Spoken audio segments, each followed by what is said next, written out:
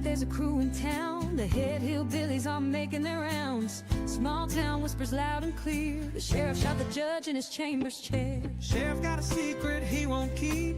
Judge shot dead in his disbelief. A lot of people have some stories to tell. Dark pass away, get the sound of a shotgun shell. All the secrets spill on down. Voices loud in this old town. From the courthouse to the ground. Rumors fly and they can't be bound. Neighbors hide behind their blinds. Whisper tales of troubled minds. Skeletons covering the mountainside. A treacherous reality in the pines. Winter reveals the hidden lies. Moonlight couldn't mask their cries. Shadows caught in sunlit skies. There's no cover, no disguise.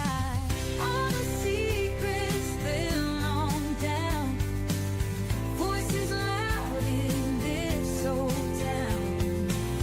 From the courthouse to the ground. Rumors fly and they can't be bound.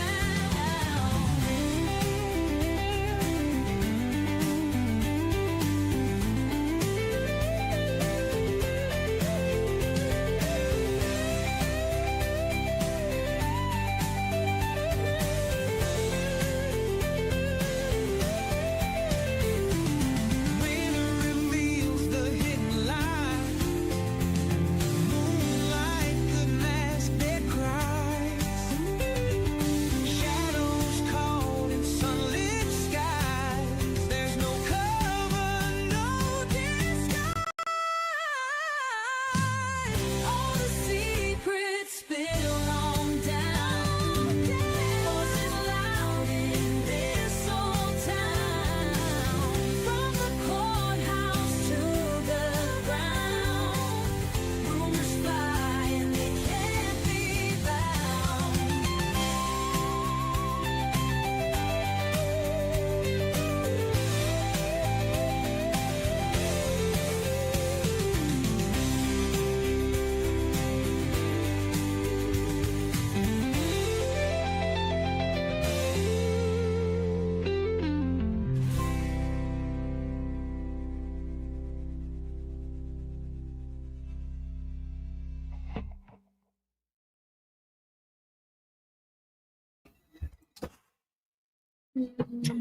Hello, everybody.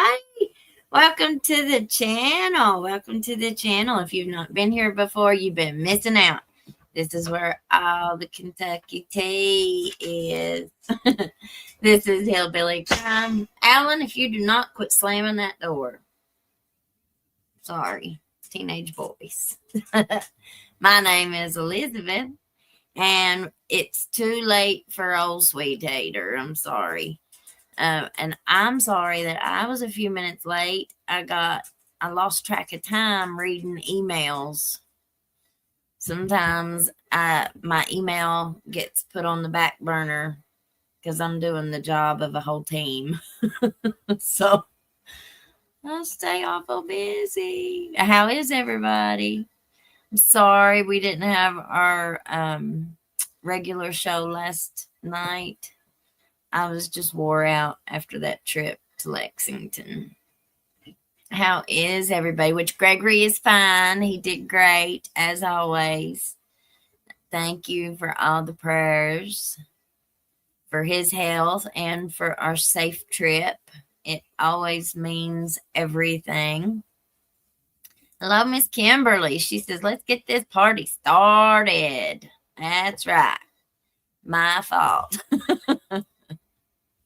Grandpa Dave became a YouTube member. All right. All right. I know this has been a hard month for everybody. So, that's one thing that we do at the end of our shows is that we say a little prayer.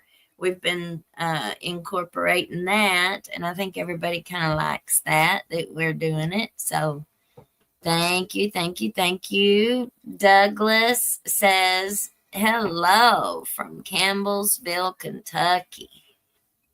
Hello. Thank you for being here. We are glad to have you.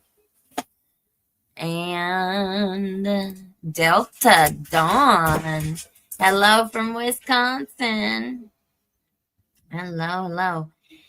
Yes, if you don't care, hit that thumbs up on your way in. It helps us to get out to a bigger audience, which that's what we want to do, you guys.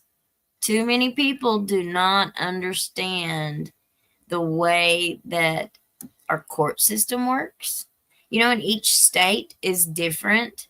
They do some things a little different depending on what state you're in. In Kentucky, as we have seen, one of the things that I think we've all kind of realized is through all of these stories that we cover is just how little it appears that our public officials, the people who we vote for to send to the Capitol to create these laws. And look at the sentencing laws for sex abuse, for child sex abuse at that. These men are getting off with 5 years probation, no jail time, and you don't just have to abuse one, you can abuse multiple and still get a 5-year probated sentence. That's just absolutely unacceptable, in my opinion.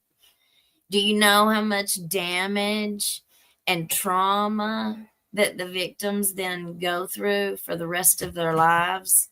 A lot of times when they're victimized as children, they end up becoming victims as adults as well.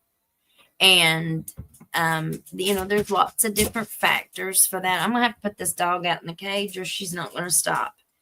Give me a second. Let me go ahead and pull this. Alan, put her in the cage so I don't have to do it, please. Thank you. So I don't have to do it. Alan will do it. All right. We're gonna look at a couple things that I had sent to me. Tell her go to the cage. Go to the cage. Go to the cage. All right. Now, a couple of these stories are old, but it shows us a larger systemic problem.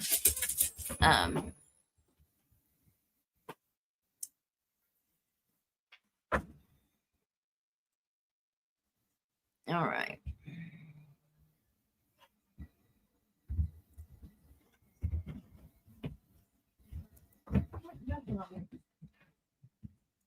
Now, this is a story that was done. A young woman with a promising future. Went to school here, came back here and set up her practice. Very popular. She actually was president of the Pike County Bar Association. For more than 10 years, Melanie Ratliff ran her law practice in Pikeville. She also served as master commissioner, assisting judges by selling property. But on Monday, Ratliff pleaded guilty to 3 felony counts of theft by deception. We obtained her banking records, and it showed that over a period of almost a year, she was withdrawing $5,000 and $6,000 per week from her clients' accounts. An indictment says Ratliff stole from clients in her private practice. It says she kept money from settlements and also took advantage of loans from the legal funding group. In total, the money adds up to about $100,000. Commonwealth's attorney Rick Bartley says Ratliff used the cash to feed her drug addiction.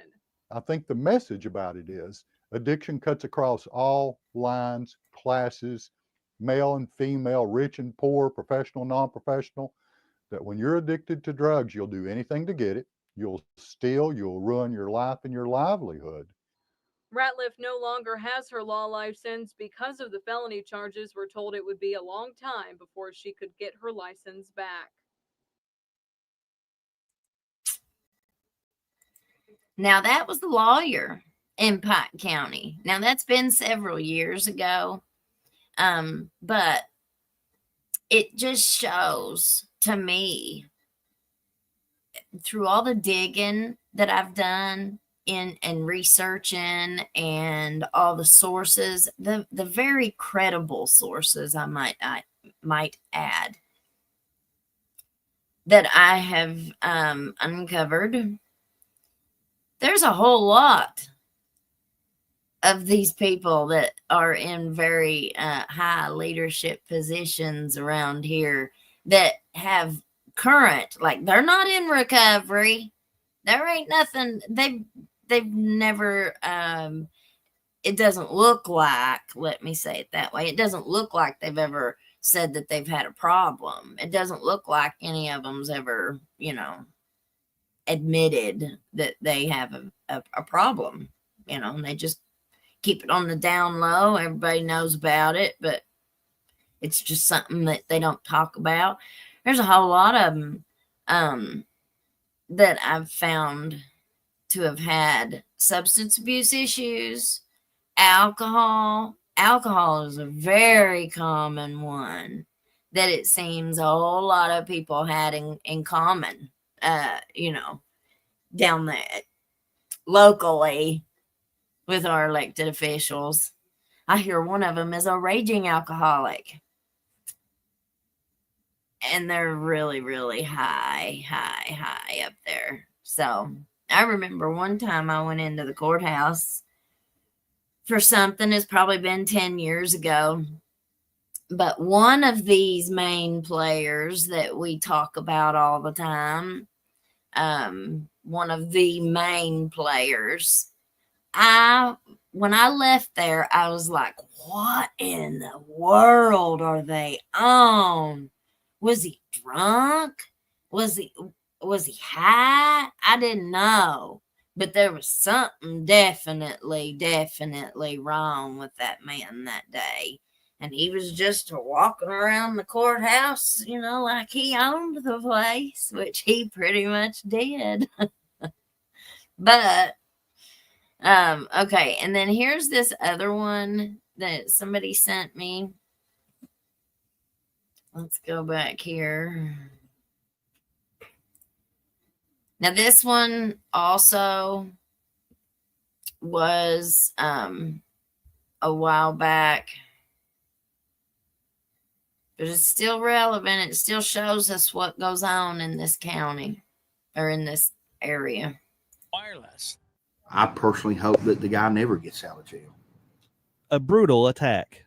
That's how the Pike County jailer described the alleged rape of a male inmate at the jail by one of his fellow inmates. The attack allegedly happened late Tuesday. The victim was allegedly knocked out by the suspect, and at that point in time is when the rape took place. And one of our officers came into the pod and stopped it when it was actually while it was taking place. Now an investigation is underway by Pikeville police, who confirmed to EKB News that an investigation into an alleged sexual assault at the jail is underway by the department. We wanted an outside agency to do an investigation on this rape, and Pikeville Police Department, they came in. They're doing the investigation now. The investigation is not closed at this point in time. Officials are not releasing the name of the inmate who allegedly carried out the sexual assault, pending formal charges being filed. They said, however, that he is serving a maximum sentence on a promoting contraband conviction. Jailer Freddie Lewis said he regrets that the alleged rape happened in his jail. He also didn't mince words about his feelings toward the alleged rapist, who is currently isolated from other inmates. I may be out of line saying this as a jailer, but I personally hope that the guy never gets out of jail for the crime that he committed. That's my personal beliefs on it. I hope that he stays incarcerated for the rest of his life. Reporting in Pikeville for EKB News, I'm Chris Anderson.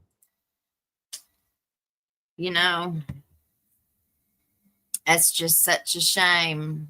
It's such a shame that this kind of stuff which it goes on everywhere. We see it on a larger scale in the bigger cities. We see it on a much larger scale, but it happens here too. You know, it happens here too. And one of the things that I think is really important to point out here is that several people, I mean several, have explained to me about different situations that they were in our own Letcher County jail, and how long it took for the guards to come and open the door and even give any kind of help. That's happened. I can't even count them how many times it's been reported to me about assaults, physical assaults, and lots of other things that have taken place down at our jail, allegedly. And, you know, you don't really hear about a lot of that stuff. They keep it all just as quiet as they possibly can. You will see like a story like this, or you'll see an article in the newspaper about some things, but you don't never see the follow-up, right? Like they'll put it out there and then the story will just die, and they don't come back and give you any kind of follow-up. They don't come back and give you what happened in the court. You know, what did the courts do about this charge? You know, we see that a lot it's not just here, that's everywhere. The news will tell about a big arrest or whatever, but then it gets in the court system. Delay. All right, now there's this other one this is a police chase that happened. Alan, you're gonna have to take her outside, son. Or no, this one isn't the police chase. This one. Okay, so this one is going to be from Mountaintop News.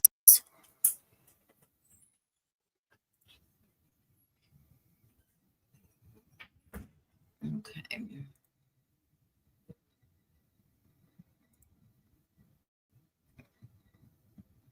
Sexual abuse and incest of 3. Now this is Today was the preliminary hearing. This is the one that we watched the other day. The one that, or the article that we read about the man and all the little girls that he was accused. What if, just to kind of catch everybody up if you didn't watch it with us.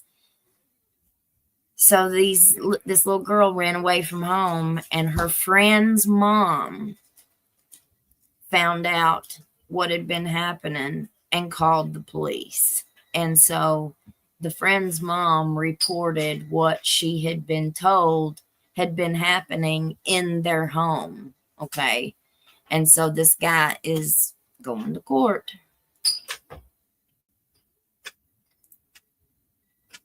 To determine probable cause in the case of John Yelton, who has been charged with 3 counts each of sodomy, rape, sexual abuse, and incest of 3 female relatives. Yelton is being held in the Pike County Jail on a $500,000 bond. Pikeville Police Captain Chad Branham and Detective Zachary Bowens, who arrested and interviewed Yelton on April 15th, were questioned by both the prosecutor and public defenders. Public defenders Andrew Goodfellow and Andrew Calvert stated that Yelton does not have a previous criminal history and requested a reduced bond and house arrest. Prosecutor Adam Hall argued that the lack of a criminal record does not make Yelton any less of a dangerous man. Judge Robert Wright ruled that the $500,000 bond will remain in place. He also found probable cause to send the case to a grand jury. As I told the court today, the children, all children in Pike County don't have a voice, and we have to be that voice. And today I wanted to be that voice for the children and stand up to the awfulness that's taking place. Anytime that you can keep who we believe is danger to society and keep them behind bars another day, certainly sits well with the alleged victims, but also shows that we're doing our job at the county attorney's office. Reporting for Mountaintop News, I'm Rob. Okay, now I liked that. I liked that now I don't know that Hall, Prosecutor Hall.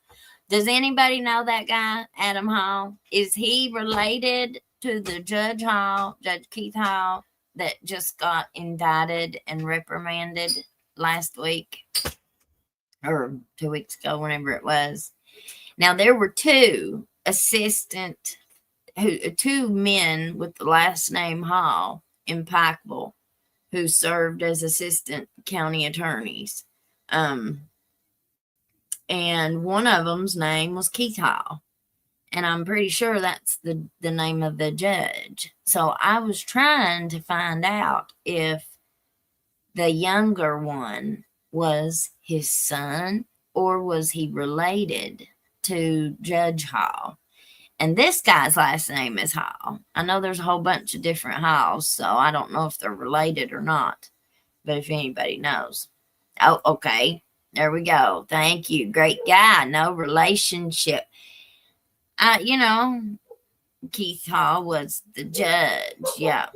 And we did an article or a story last week. It was about 10 years ago.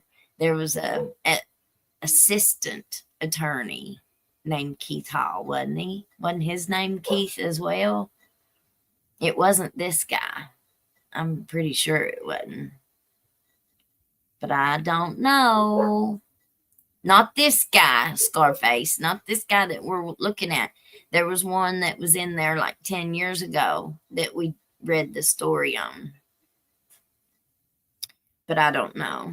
No, that's that Keith. Now, Keith, that's a different story.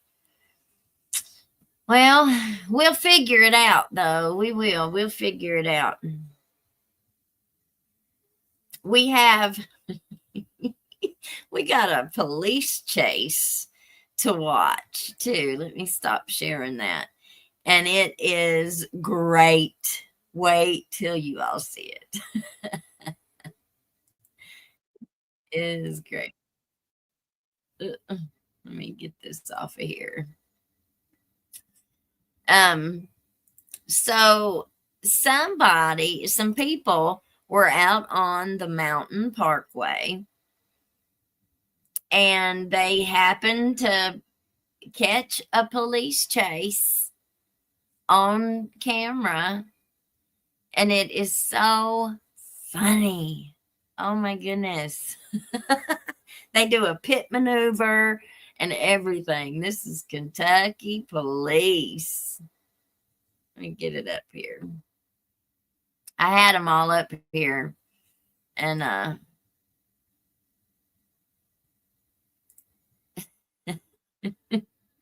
lost it. I think I clicked it off. We got some rumors confirmed too, guys, so stick around. We ain't there yet. We're getting there. All right.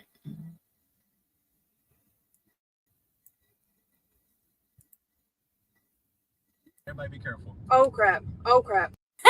Let's watch it. The black one in this. Oh, here. Everybody be careful. Oh crap. Oh crap. Please tell me you got Get him! Get him! I didn't mean to. Please tell me you got it on video. I got it all. I got him. Oh my.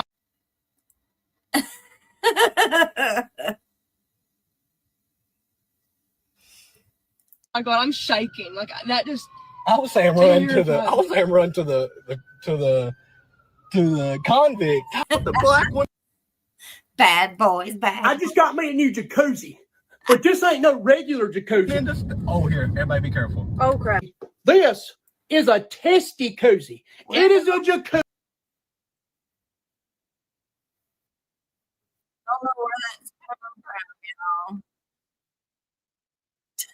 I don't know where that came from, y'all. Let's see if I turn it off. If that'll make it go away. Something about a man's giblets. We have a great time. Great time.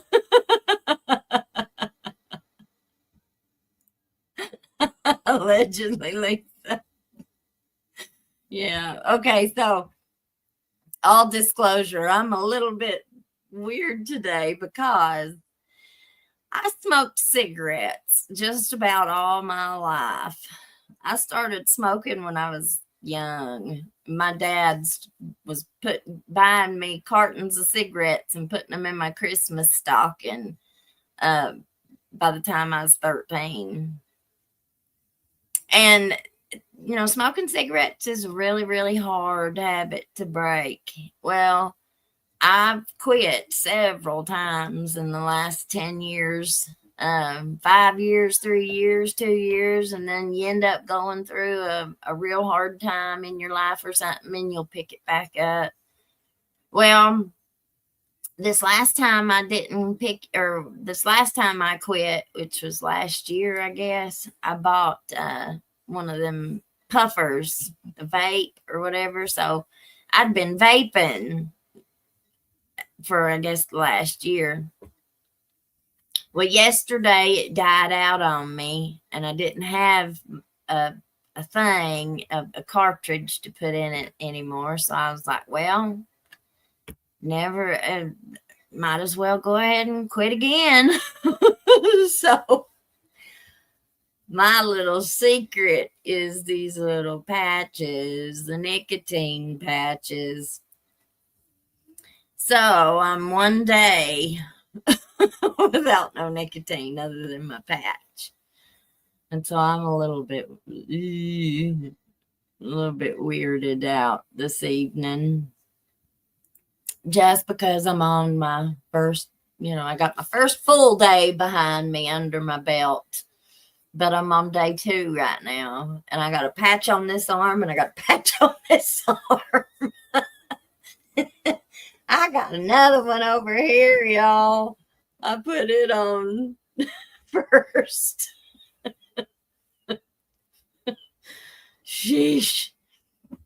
But I didn't run down to the gas station and buy me no cigarettes to take the place of it. So praise the Lord, praise the Lord. And I've never been able to quit on my own. Never, never, never. The only reason I quit smoking cigarettes was because I had such a bad smoker's cough.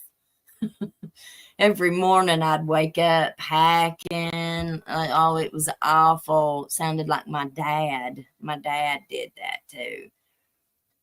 And so I said, if I don't quit, I can't do it. If he don't do it, it ain't going to happen. So, yes, the patches do work. Or at least they've worked for me, y'all. Good job, Queen Olive, Ruth Ann. I quit smoking in 2016 and have been vaping since. So imagine going without that vape.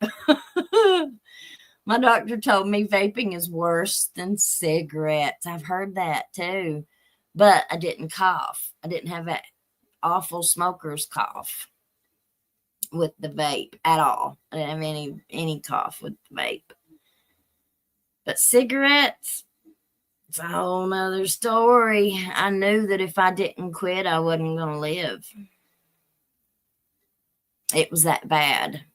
My cough was that bad. Vaping is so much worse for you than cigarettes. My daughter does it, and I'm trying to get her to stop. Well, take her camping. Take her somewhere where she can't get to a vape store. And take a box of nicotine patches. You might have to put one on each arm. I grew up in Wyoming, and after a high-speed chase and an innocent unaliving, they supposedly outlawed high-speed chases. Good idea to put the police down. They can send out choppers. Yeah, they don't have any helicopters in Kentucky for traffic violations. Not that I know of, but I could be wrong. I ain't never seen none down in this part of the woods. Arkansas State Police pit maneuvers all the time. So scary. And you saw how many people was on that highway. Sheesh. Good job. Thank you. Thank you. George says, poor thing. Pinky lemonade. That made my evening. You're all patched up. That's right. You can do it, Elizabeth. Yes, only he can do it. He's the one who does it. It ain't never been me. And something that that's always helped me whenever I quit, it's just something silly, but I've bought candy like Tic Tacs. I love the orange Tic Tacs, and I would buy boxes, like the big bottles of Tic Tacs, and I'd spend quite a bit of money on them because they're expensive at the gas station, but it would help me. I wouldn't spend it on cigarettes, so might as well spend it on something to help me quit. Just finding something that I could put in my mouth to take away that hand-mouth thing helped me a lot. And then I liked those little orange certs, so I bought a bunch of them, or lifesavers, or whatever they are. And something else that helped me too, I never could quit like in the middle of the day. Like if I'd already gotten up that morning and I'd already smoked a couple cigarettes, I couldn't just quit in the middle of the day after I'd already smoked. There's just no way I couldn't do it. But if I would go to bed at night and put my patch on before I went to bed, while I was asleep, those several hours that you sleep, the medicine would get into my system. And so then come morning, that next morning, I would have enough nicotine from the patch in my system that I didn't stress real bad the next morning wanting one. And I was able to then withstand that craving for the rest of the day. And, most of us who, all of us, it ain't most, it's all of us who have dealt with addictive personalities and stuff like that, we know how hard it is to stop a habit. It's very, very difficult. Plus, when you see it in movies and TV, it probably makes it worse. You go, Elizabeth. We believe. That's right. Oh, yeah. Oh, yeah. Stay strong, baby. Stay strong. It sounds like me, Captain Caveman. I smoked Marlboro Reds for 35 years. I now vape and enjoy the flavors that vapes provide. And I can taste food and such. Yep, I was same way. Same way. Jackie, I did the patches. They do work my nerves, just get the better of me. Well, and I can't use the brown ones, the circle brown ones. I'm allergic to those or something. Every time I put one on my arm, it'll break out like in a rash, and it itches. Oh, God, it itches so bad. I can't wear them. But these clear ones, they don't bother me a bit. Not one bit. I don't know what the difference is, but I can wear the clear ones. I just can't wear the brown round ones. So there's a difference. I just don't know what it is. A man that is 93 told me he started smoking at age 5, rolled out of the field. So that kind of knocks the commercials of smoking is bad for you. I think it depends on how our genetics are. My dad said that he started smoking corn husks. Any of you all ever smoked corn husks when you was young? Yeah.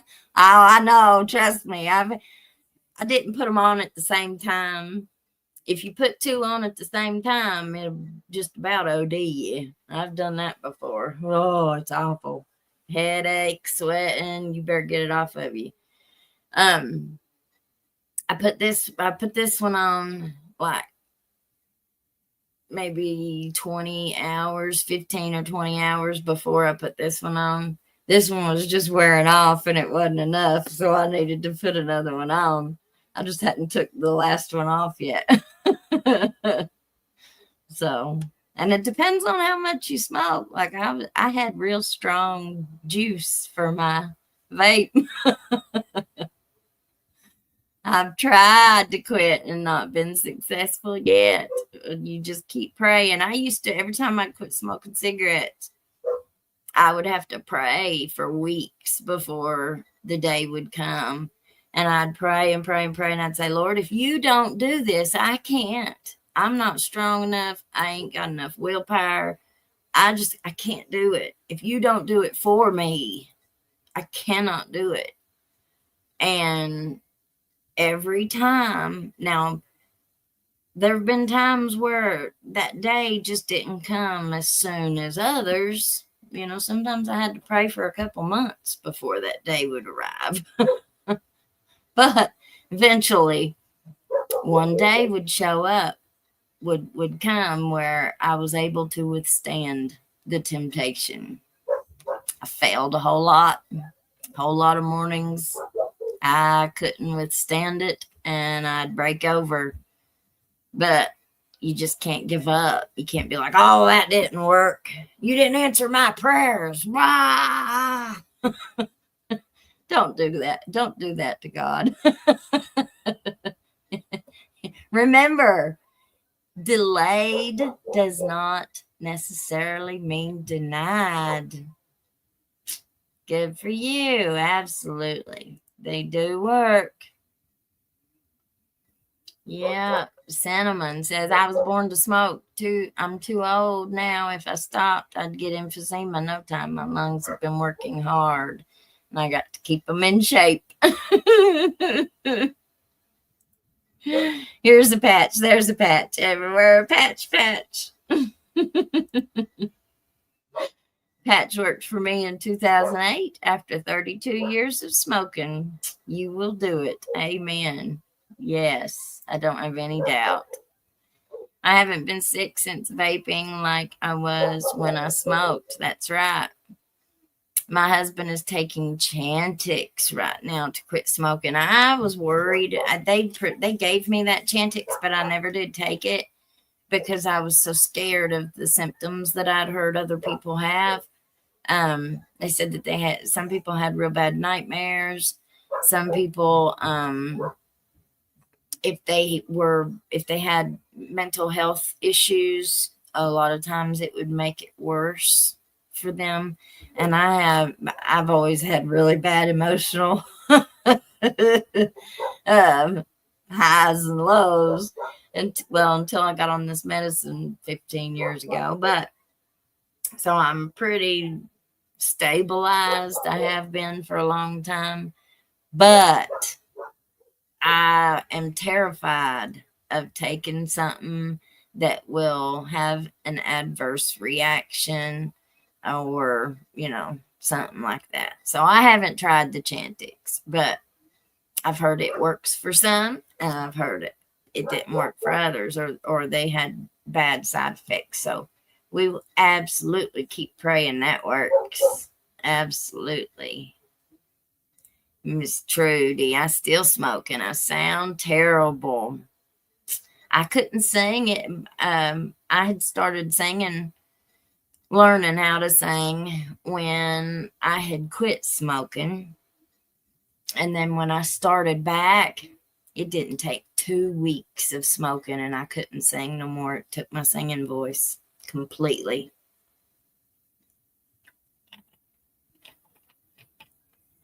At the time, I had married that guitar player. And so I had that motivation to quit smoking because I wanted to sing. I wanted to learn to sing. And I wanted to get better and better and better. I didn't want to get worse and worse and worse. I was already bad enough. I needed to get better, not worse. We don't want to be regressing. I've had 3 respiratory therapists tell me doctors only fear monger the vaping because they make money off sick people. Well, we've heard a lot of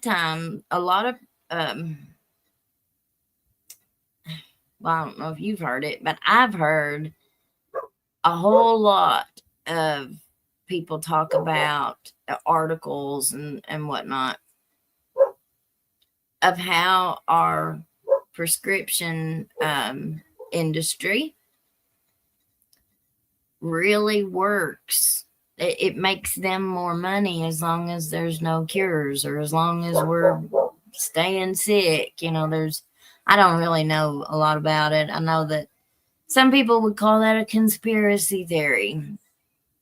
But, a lot of these things that people make fun of and call conspiracy theorists, well, if you look at what's really going on, why is that so worthy of laughing at? Like, we're finding out a lot of this stuff is coming true. Perfect segue into rumors confirmed. So, a whole lot of times we hear rumors about things and we think, oh, that ain't true. That ain't true. That sounds too wild. Like these conspiracies, it sounds too wild. It's too far-fetched. That couldn't be true. And I think a whole lot of our, I don't know what else to call them, experts, a lot of experts and legal minds get on a lot of these news interviews or whatnot. And maybe not even just getting on the interviews. Maybe it's, look at Matt Easter, the investigator of the Kentucky Attorney General's office. The way that he acted about Sabrina and them's story or their accusations, them telling their truth of what was going on and what was happening to them. He didn't sound like he believed her, number one. Anybody that would hear an accusation that a sitting judge or a sheriff or a deputy or a prosecutor or, any of these people, a jailer, somebody who works at a jail, if you were to hear that they were allegedly having a Smex abuse, a Smex trafficking ring, a ring, like this is organized crime that we're talking about here. I think that's probably on the forefront that they just don't believe it. They don't believe that could even happen. Well, I think that we see a whole lot. We see that absolutely can happen. And it does happen. And it happens more and more and more because people refuse to believe it. They refuse to open their eyes, or they're aware. There's either one or two options here. You either don't believe it, or you're already aware and you're trying not to bring attention to it for whatever reason. I think that's one reason why there's not been many investigations that we've seen.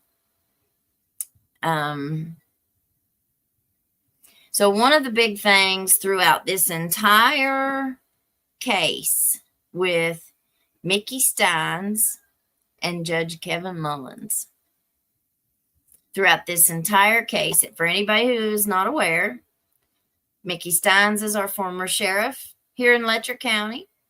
Judge Mullins was our sitting district judge who had been in that role since 2009.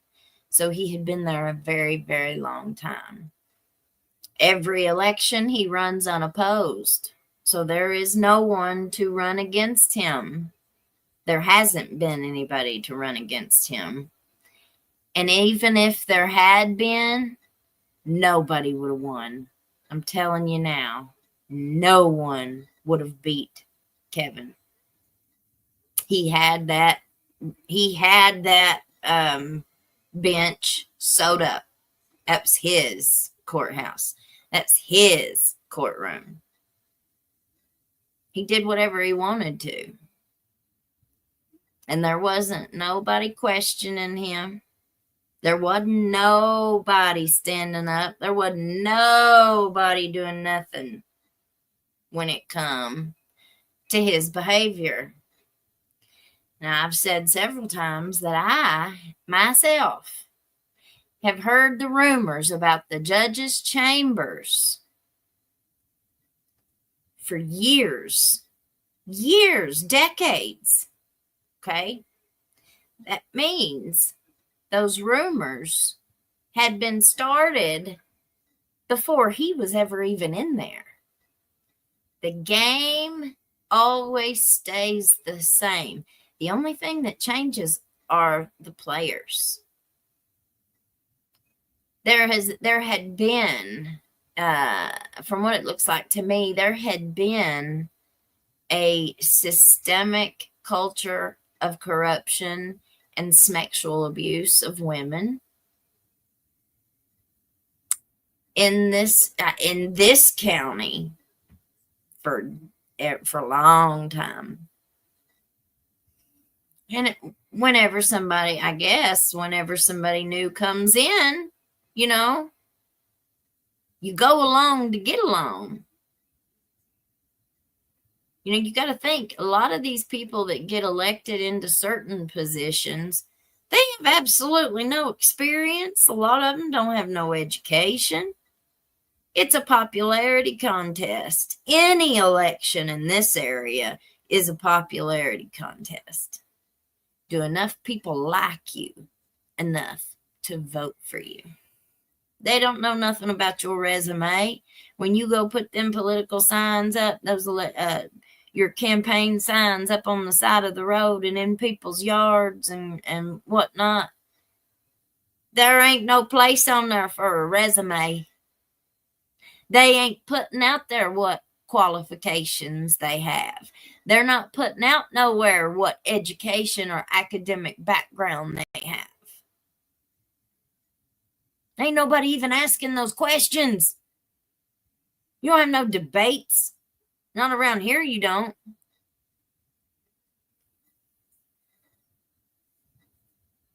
And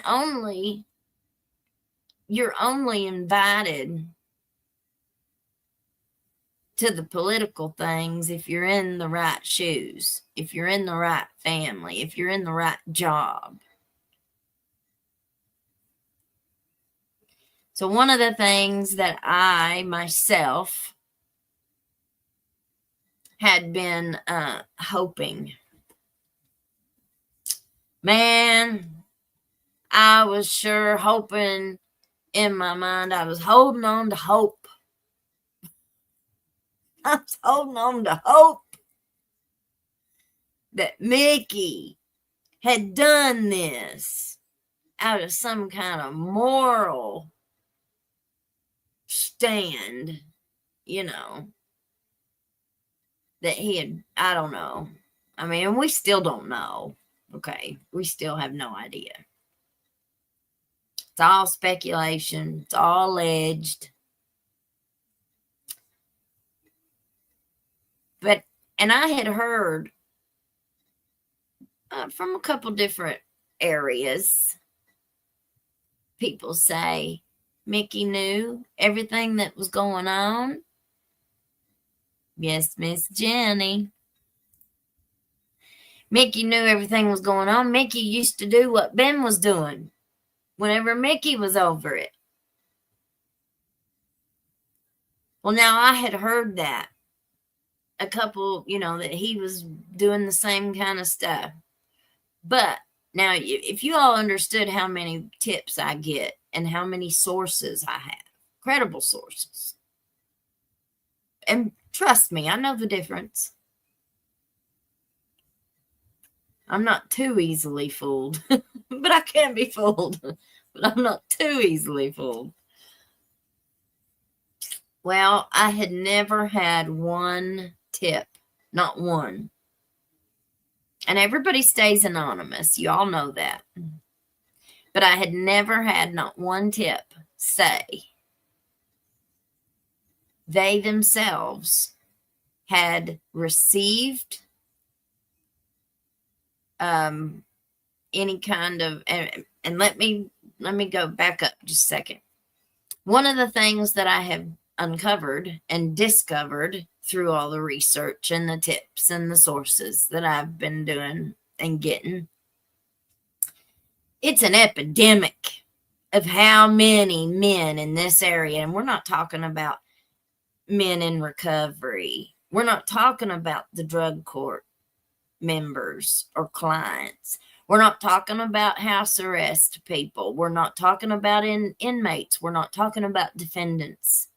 We are talking about prosecutors, defense attorneys, judges, public officials, rehab coordinators. We are talking about court officers. It seems to be an epidemic that a lot of them allegedly like to take pictures of themselves and send them unsolicited to coworkers, clients, not inmates, but people who they should not be sending them to. Now, you can do anything you want in your private life. You can do anything you want. But when you are in a position of authority, when you are in a position, especially a legal position, when you are an elected official or an appointed official, you need to be keeping your zipper up. Especially if you're married. Especially if you're married. But, private life, do what you want to do. I don't care. But when you break those codes of conduct, that's a violation. There are policies in place in every single one of your offices. Those of you out there that are doing it, and you know who you are. You know exactly who you are. There are policies in place, whether anybody wants to enforce them or not, against workplace sexual harassment. There are laws. There are laws that say if you are a member of law enforcement or a corrections officer, and I'd say probably house arrest would be in there too. I'm not sure. I'm not a lawyer. Remember, nothing's legal advice. But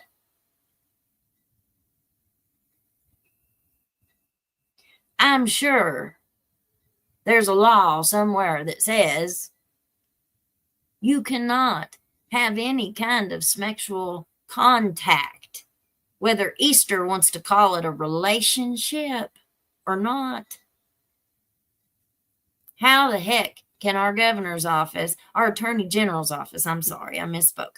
How can our attorney general's office have a sex trafficking task force and you all not put that task force in play in this investigation?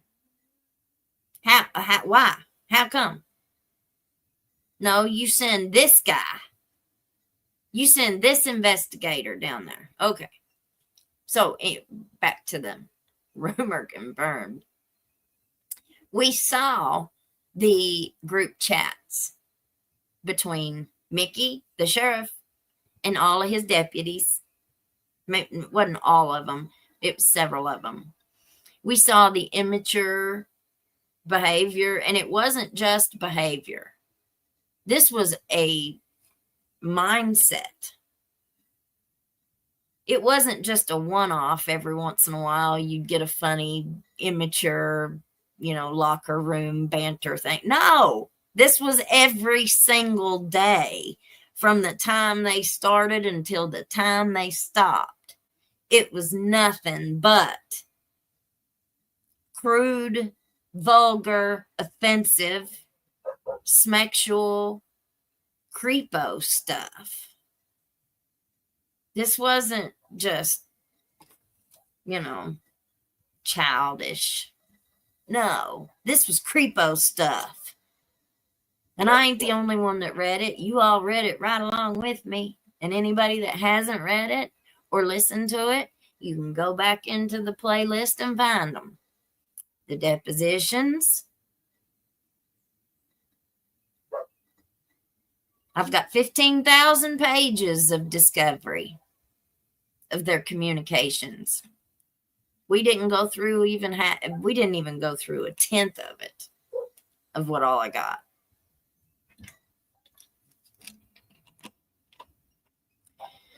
So I had never had one person, not one tip, not one source, come forward personally and say, I saw Mickey do this, or Mickey sent this to me, or, never, not one time. So I was holding on to hope.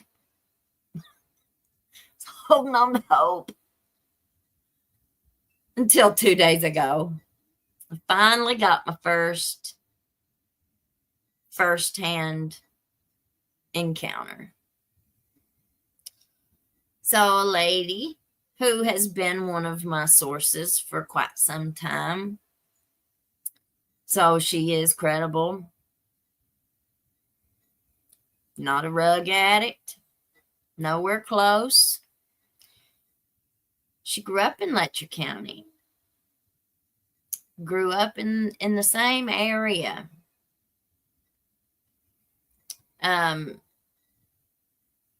She moved away, got a real good job. She came in because her child had a court date. So she comes in to go to court with her child. Now, this was right before the election, allegedly, of 2018. So it gives us enough history here. Gives good context, too. So she goes to the court date. Well, who was bailiff back then? Who was Kevin's bailiff? Ding, ding, ding. Our former sheriff. For 10 years. They see each other in the courtroom. She leaves. As soon as she leaves, she starts getting messenger messages. Man, you look good. I ain't seen you in a long time. Wow, I couldn't get over how good you look. Well, thanks. Oh, shucks. She leaves, goes back home, continues to talk to him for a while, allegedly. And then all of a sudden, there was an event, a local event around where she lives that he allegedly was at, but it was a great big event. So it wasn't like he was there to see her, but she lived in the area. So he starts messaging her, sends her an unsolicited pic of his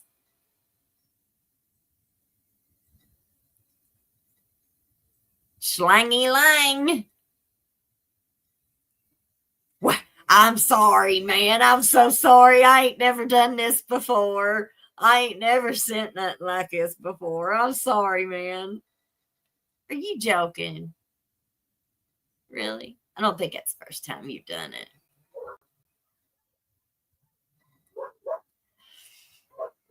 So that gives a really big burst to my bubble. I was hoping in my mind. I was just hoping, because that's what I do. I hope. I'm always rooting for the underdog. I want to see that odd man out win, always rooting for the underdog. So it kind of gives me a whole new perspective, because that's what we're supposed to do. As we learn information, we're supposed to change our minds, or at least consider it and take it into consideration. And he still could have done this out of some moral stand. But what it really shows me, because he was involved in all those group chats, he was in all that. And I kind of got the feeling, like, reading the depositions and stuff, that it was kind of being framed, and this was just the way that I perceived it. But I kind of got the feeling like it was being framed as, this was the deputies that was doing it. It wasn't, the boss man. It was just the deputies. And he was just too weak or, to say anything, to reprimand anybody or to punish anybody. No, it ain't. No, that ain't what it tells me. What it tells me is he had the same mindset. It tells me that he had the same exact mindset. And for whatever reason, like all of these women who contact me and say, yeah, I got a pic. Yeah, this one sent me a pic. Yeah, this one, he didn't send it nude.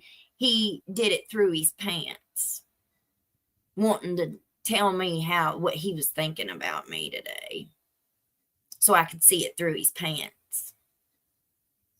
Grow up is what I want to say. You're sitting down there in our courthouse.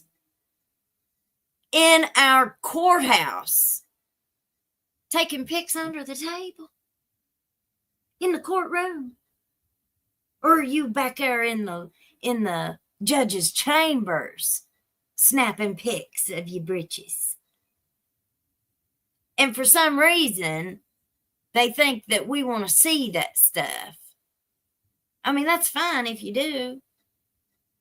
That's perfectly fine.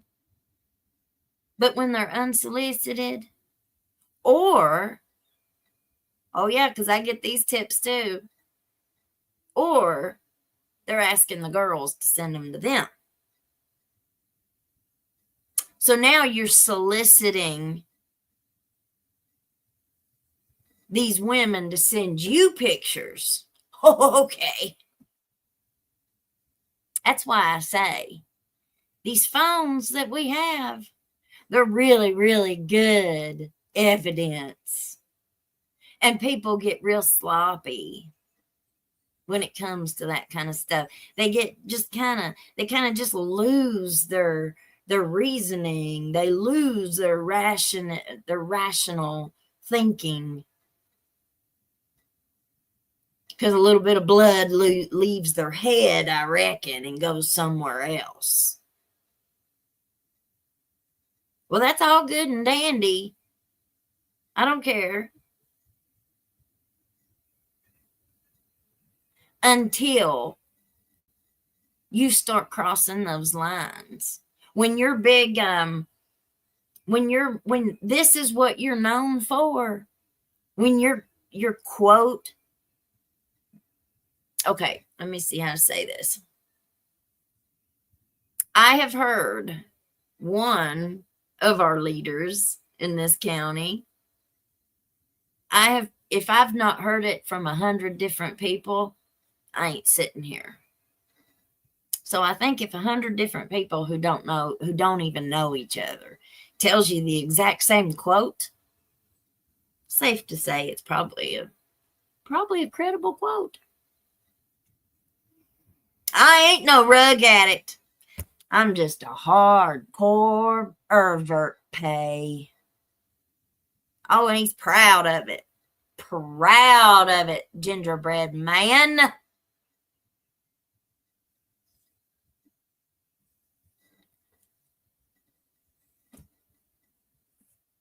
Well, I'm glad you're so proud of it, because it's probably going to be your undoing.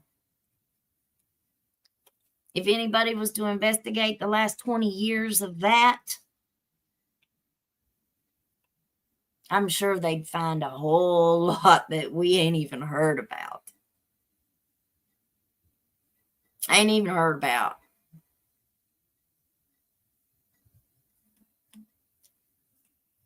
See, absolutely. Plus, when you hang out with guys who regularly do this kind of thing, you start doing things you might not do on your own.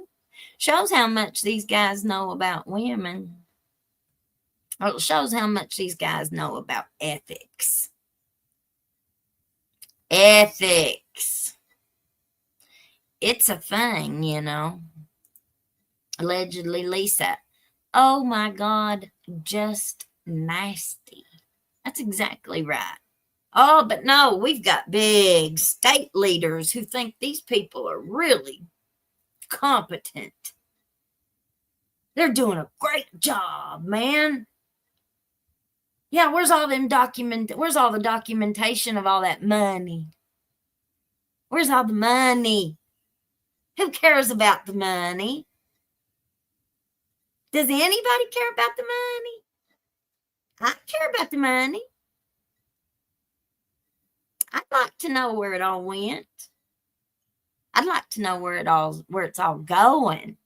I saw an article in the paper not long ago saying they got like $3 more million for that hotel down there in Whitesburg, right next to the courthouse. Do you know how many articles we've seen in the paper about millions and millions of dollars being received for that hotel? Has there been any work done on it? Do you all know in the last 10 years? I mean, the whole entire roof collapsed and fell in on the building. I don't really know how structurally sound. I think that's probably a big money pit, just in my own opinion, but it's on Main Street, Whitesburg, right next to the courthouse.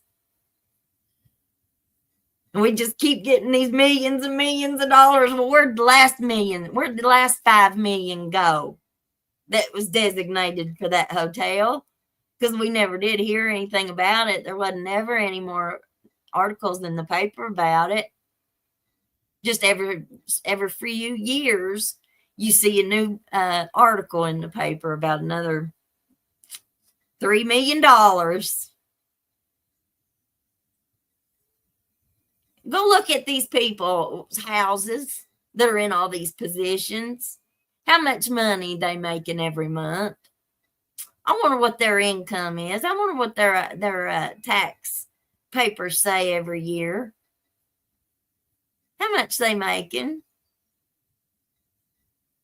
What all benefits do they get being in those positions? Health insurance. Oh yeah, I remember. That was the reason why one of them was appointed, was because her and her daughter needed health insurance. Yeah, that's qualifications enough to make her what you did. Yeah, that was the whole committee, or council, I should say. Yeah, she's real qualified. Jackie, I said Enos Pay out loud. Yep. We do some pig Latin here on this channel, you guys.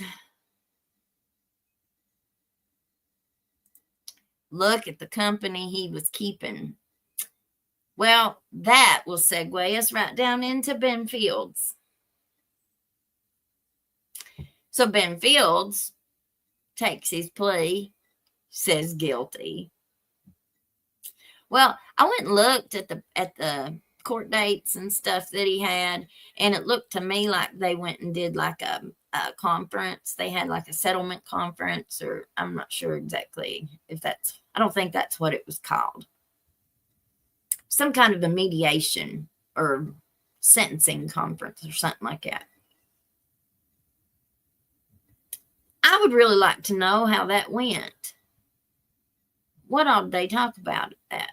I mean, it's none of my business, of course, but I just found it really curious because it looked to me like he pled guilty to all of the original charges. I mean, except for Jennifer Hill, because she supposedly OD'd very conveniently.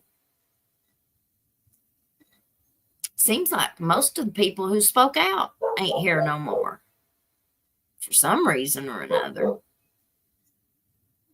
And they didn't just have to be people who spoke out, just people who were involved. Coincidence? I don't know.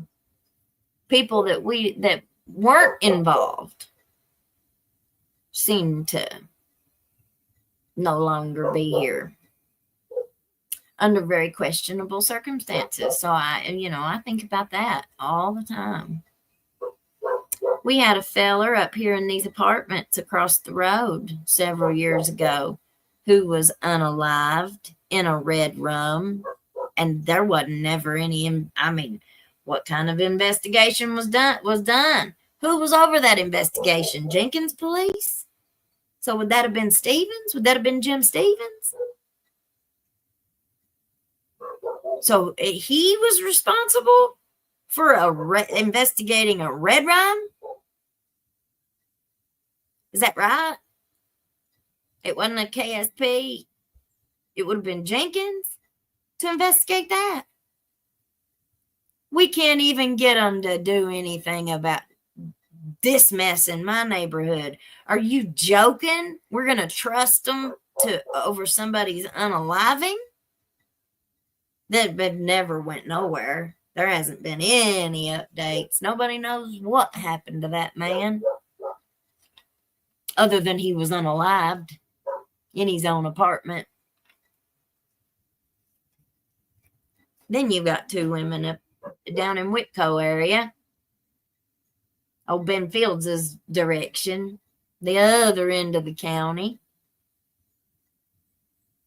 Daughter gets unalived. And right behind her, her mommy's raising so much cane, doing her own investigation. She comes up unalived on the side of the road with her groceries in her back seat. It's all very suspicious to me. But, so, Ben pleads guilty. You have other accusations. You have witnesses who've said, Sabrina said she saw a video of the judge. She also said that there were videos of other higher-ups. I didn't see a video of the judge, but I did see a video of a higher-up, of another higher-up that was not Ben Fields. But it looks to me like he was doing the exact same thing that Ben was doing. Where was the investigation into him? And still to this day, where is the investigation into him? Because I don't see that there has been one done at all from nobody. They just look at us and say, we're crazy. We're crazy. Well, let me give you another little rumor confirmed. You know, the official that decided to take to Facebook and demand that everybody unfriend Elizabeth because she put pictures of my kids up online, and she is endangering my children and the judge's children. Well, everybody who did unfriend me, they don't even watch my show. They don't speak to me when they see me. They've ignored me all this time. So if you continue to ignore me, it don't hurt my feelings none, because you already did it. I told you at the get-go, at the onset, I had nothing to lose. I had nothing to lose, only to gain. And it all kind of looks like they're going to end up eating crow. Your analytics give you exact numbers. So the day that he decided to take me on, 130 people unfriended me, and half of them did it because of a loved one being on probation or parole or in drug court, whatever. Some of them believed him and did it just out of loyalty to him. But remember, this dude ain't from here. He ain't one of us. I don't care whose family you marry into. You ain't one of us. No matter how hard you try, you'll never be one of us. And that stunt that he pulled showed it. When he got on there and said he didn't care about people's votes, that showed it. All those people, I've had people come up to me and say, "Oh, really? Our votes didn't count? Our votes don't matter to you? What we don't matter to you after we got out and pounded the pavement to get you elected?" Not again, buddy. They won't be doing it next time. You only hurt yourself with that foolishness.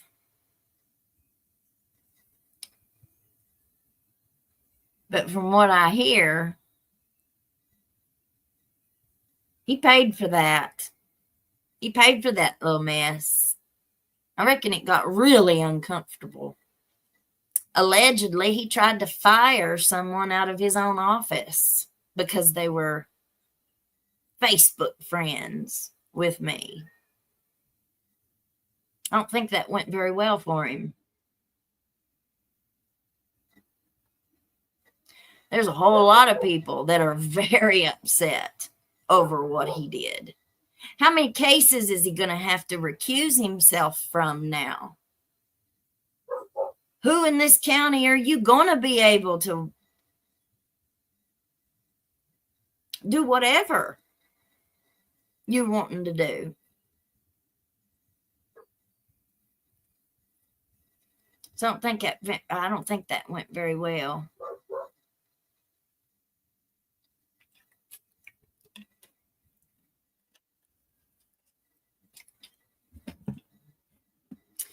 So we've got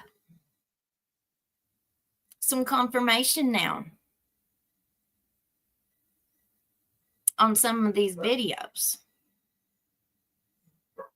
and people who have gotten them firsthand.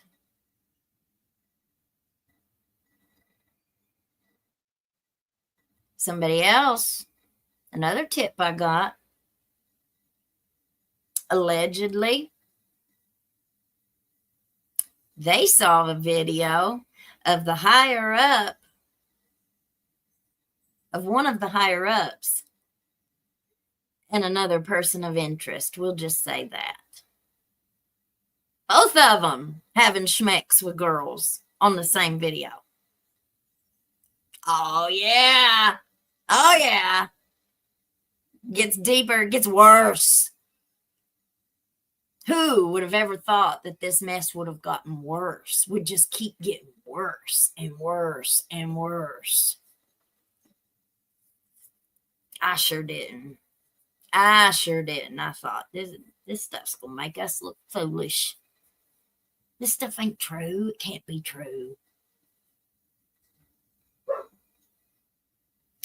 Do some math with the ages. One of these persons of interest,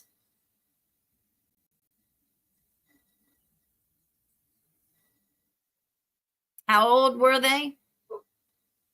Mid-50s? Now, currently, mid-50s?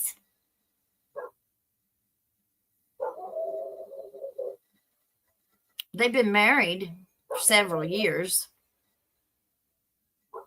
But allegedly,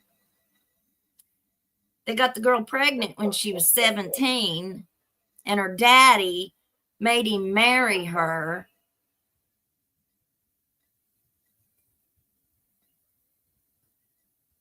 Wonderful fan. He was, what, 45? It just goes to show you a little bit of the character that we're dealing with. So when people accuse somebody of something sexual in nature like that, and then you look at that situation and be like, well, I guess so. All you gotta do is look at the age, do the math. How old is the wife? Now. How old are the kids? Puts her at 17.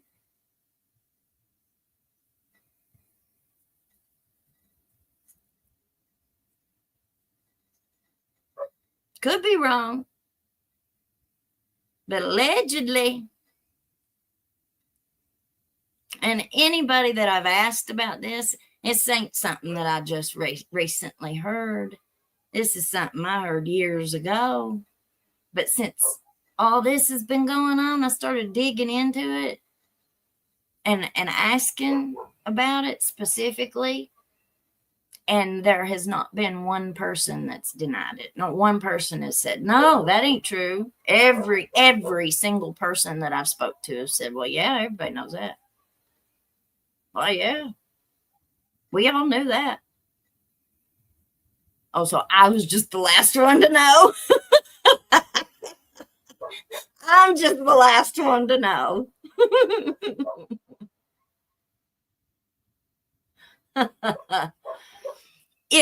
Jackie says, if there's videos of the judge, I bet there's videos of others. You better bet. Well, now I've not seen one of the judge myself, but I have seen one of of a higher up. I've had several different tips and sources from other credible sources that they had gotten them. Most people delete that stuff. You know, they're not going to hang on to that, especially if they're married, because a lot of them, I think the motivation for it, the excitement of it is because they've got a wife at home, and this one that they're sending it to also has a husband at home, usually. They're not going to keep that. They're going to delete it. I know I've deleted the ones that I've gotten. I didn't want to get the ones I got. All I had to do was just try to laugh it off. It's offensive. I mean, if you like that sort of thing and you enjoy getting unsolicited pics of their britches, okay, that's fine. But I didn't enjoy it. I didn't want to see it. You know, and I knew as soon as they sent it to me, I was like, what the hell? Why would you send that to me? I mean, you can hit on me all you want. I'm used to it. Not something new. Most of us women ain't used or are used to it, especially at 45 years old. But that crosses the line. Interesting, I've not heard from the one that likes to send them to me since I started my show. He went ghost. Yeah, I bet, huh? Because you know exactly who you are. Whenever I see him in these big meetings around the county, around the region, he ain't just county, he's region. Pretends like he doesn't even know my name. Why? Why do you pretend like you don't even know who I am? Let alone be so familiar with me that you would like to send me a picture of yourself. But yet, when we get out in public, you pretend like you don't know who I am. Interesting, isn't it?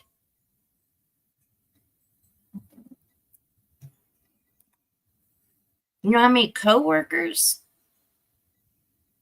current and former,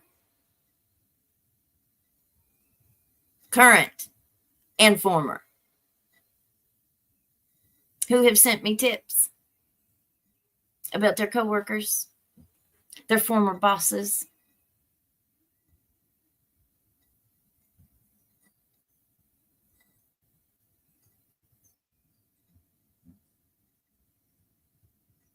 Nope.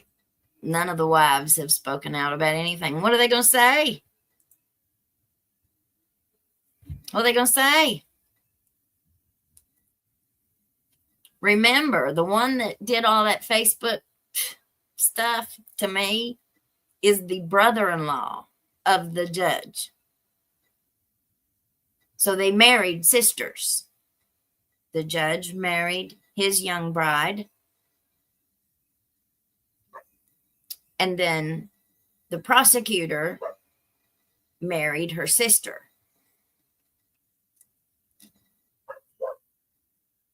You would have thought it had been the other way around the day of the pew-pew, because the prosecutor's ex-wife was running up and down like a, I don't know what, outside the courthouse, screaming at people, threatening to whoop them, allegedly. But I got a video that shows it, so it's not really allegedly. Making a scene, just, I mean, you know, kids everywhere. Why would you even bring kids there? Like, why? I thought everybody would be there. I thought everybody in the county would be there. I thought that it would be so packed, we wouldn't even be able to park. Like, I was expecting us to have to park up on the highway and walk downtown. There was nobody. I could count on two hands how many people was down there in town when we got there. And as soon as we got there, we were treated like we didn't have no business there. This wasn't our business. We needed to leave. But they had tape up, like they had crime scene tape up around the courthouse, around the block. So, you know, I've seen enough. I'm educated enough about the criminal justice system. I think I know how far we're allowed to come up. Like, we are allowed to walk up to the crime scene tape. I mean, you ain't roped off all of downtown Whitesburg. But if anybody walked even close to that crime scene tape, you were accosted verbally. The little newsman that was down there was physically accosted, if I'm using that word right.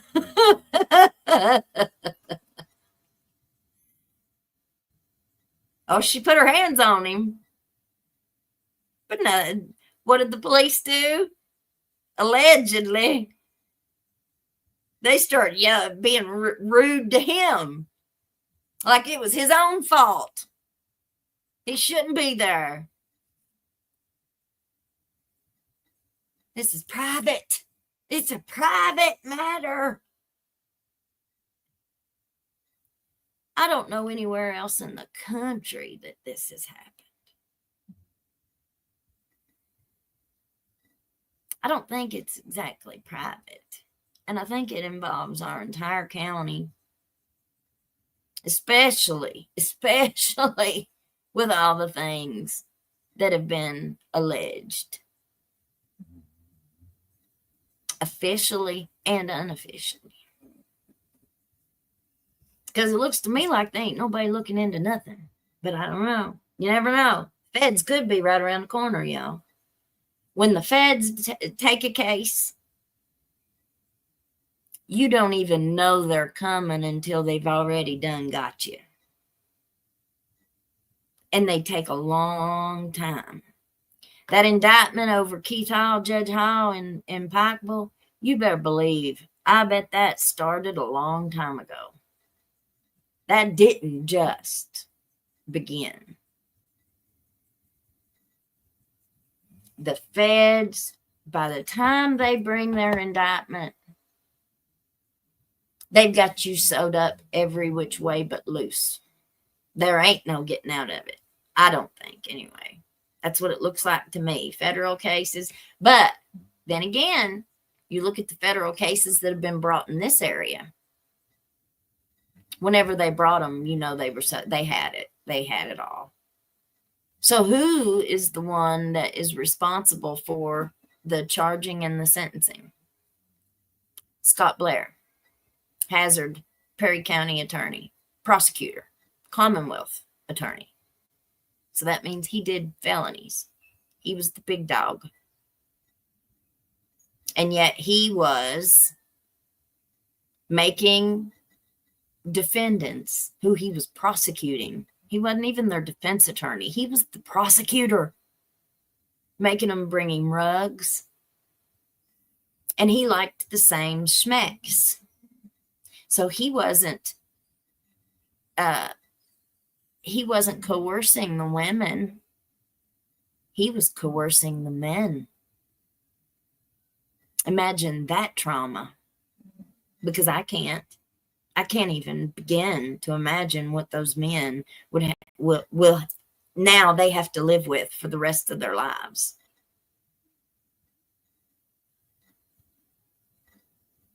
That they were forced, and that's exactly what they were forced, because if they didn't let him do whatever he wanted to do to them sexually, and I'm assuming whatever he wanted them to do to him, I don't know. Receiver, giver, I don't know. But whatever it was wrong. Doesn't matter which way it was. I'd like to know about how Easter would have interviewed those victims. Did they see an opportunity to, Detective Easter? Or should I call you an inspector? I don't know. Investigator? We'll just call you Easter. But what would you have said to them, the men? Did they see an opportunity to get what? To get a lesser sentence? Did they see an opportunity to? Or was it okay because he didn't force himself? He didn't rip their clothing. Is that okay? That make it okay? Well, can somebody explain to me why he was only charged with honest services fraud? That was an FBI investigation. So who was responsible? Would that have been the federal investigator or the federal prosecutor? Yeah, that's who I think it was. Now, I don't know who that federal prosecutor was, but you know who else was in on that one? The federal judge, because the federal judge had to approve that sentence recommendation. Judges are allowed to say no when a prosecutor recommends, this is what we're recommending. This is the sentence that we're recommending. The judge can deny it.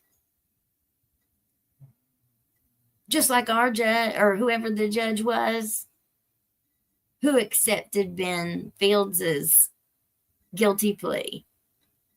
Does anybody know who that was? Was that Keith Hall from Pikeville? I don't know. But I'm wondering, because I know that Pike County judges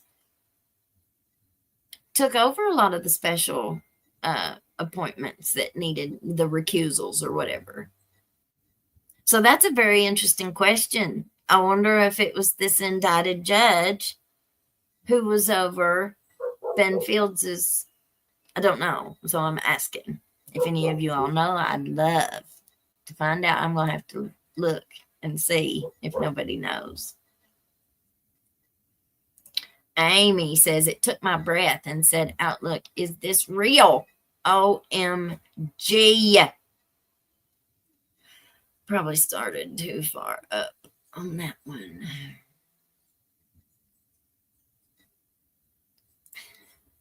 Perhaps they were streaming the schmecks they were having. Voyeurism is apparently a big thing now. Yeah, it really is. It really is. The phones. Snapchat, y'all. Snapchat. Several females have reached out to me and said they were only allowed to talk to these specific officials, certain ones that they were talking to on the down low.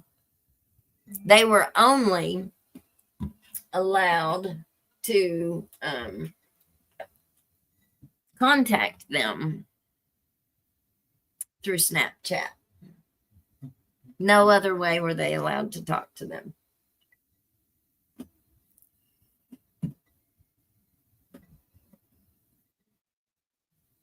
There's a whole lot. And I'm not a Snapchat knowledgeable person. My kids know a lot about Snapchat, but I don't. So I don't really know how all that works. But I do know that one of the properties of Snapchat that makes it so popular is that your messages disappear after they're sent and received, I guess. So, Jackie.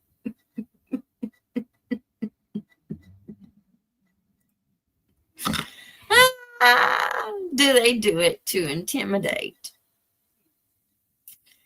Well, yeah, please be mindful of the words we use. We're trying to be careful.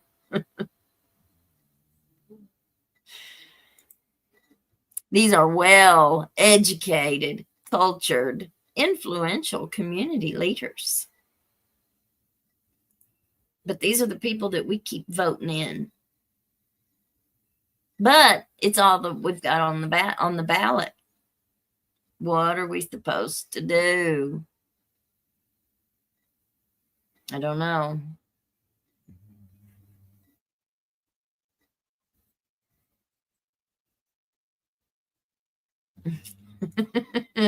Far out and solid.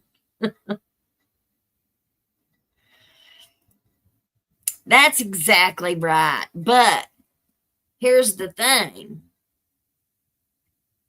Before, 5 years ago, before Ben Fields got caught,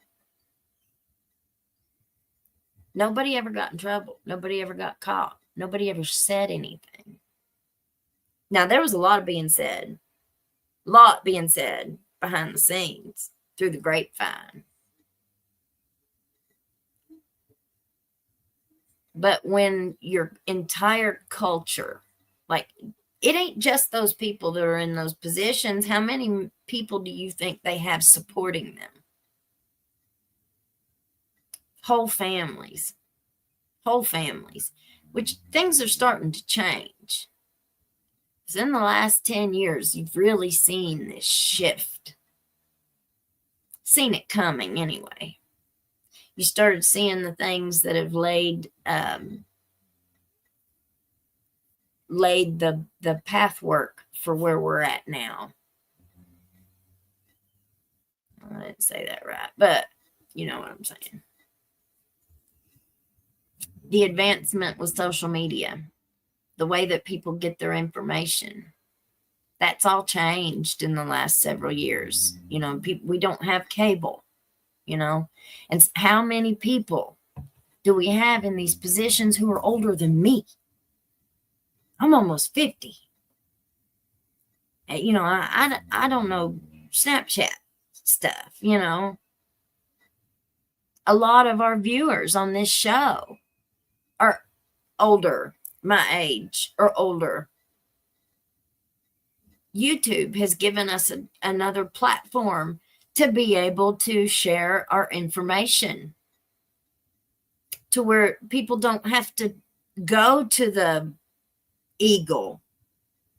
They don't have to go to KYT. They don't have to be force-fed their information from sources that may be biased, maybe, you know, whatever. I don't know. Remember what I kept saying. A lot of it's territorial everywhere. Everywhere. So if you've only got a handful of networks or newspapers who are used to being, you know, that's their territory, and those sources, you know, people at the courthouse or whatever, wherever they are in law enforcement or the legal community, they get, you know, they end up, it ends up becoming very political when they own media companies, whether it be a newspaper or a news station. That becomes a very hot political button, because who are they going to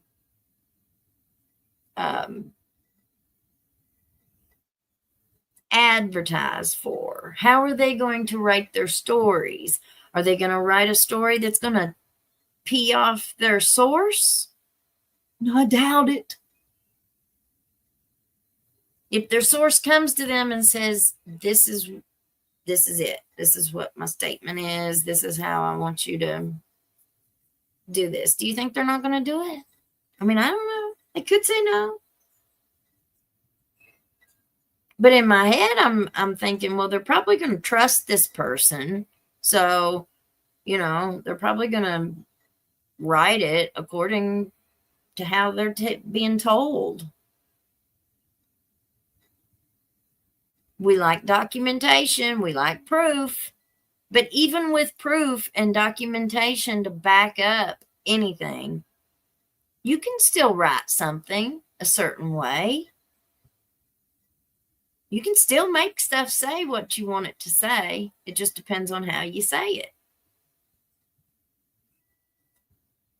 I'm not a very good arse kisser. It gets me in trouble all the time. Right's right and wrong is wrong. I've been wrong. I'm still wrong. All the time. All the time. Telling you.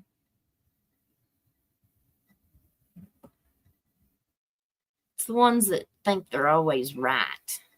They're never wrong. It gets them in trouble. It was some police chase. It sure was. Jackie says, thank the Lord there were no cameras in the courthouse bathrooms.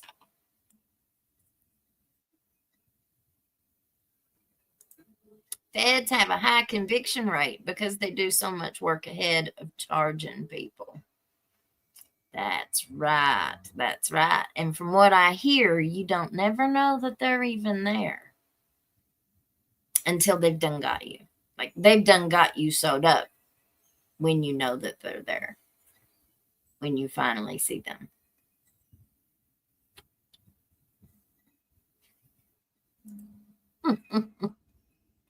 Ramona, is that what's called a pit maneuver, or is it a pot maneuver? I love it. Love it. Love it. Amy, I've been shocked and following this since it happened. I knew this was going to have everyone's mouth dropped. I'm going to Kentucky when trial starts. There's going to be a lot of people. I know Gavin and Joel, they both want to come. I don't know if they'll be able to or not, but they want to come. It's the only way I'm going in that courthouse is if I got one on each side of me. I ain't going by myself. Hell no.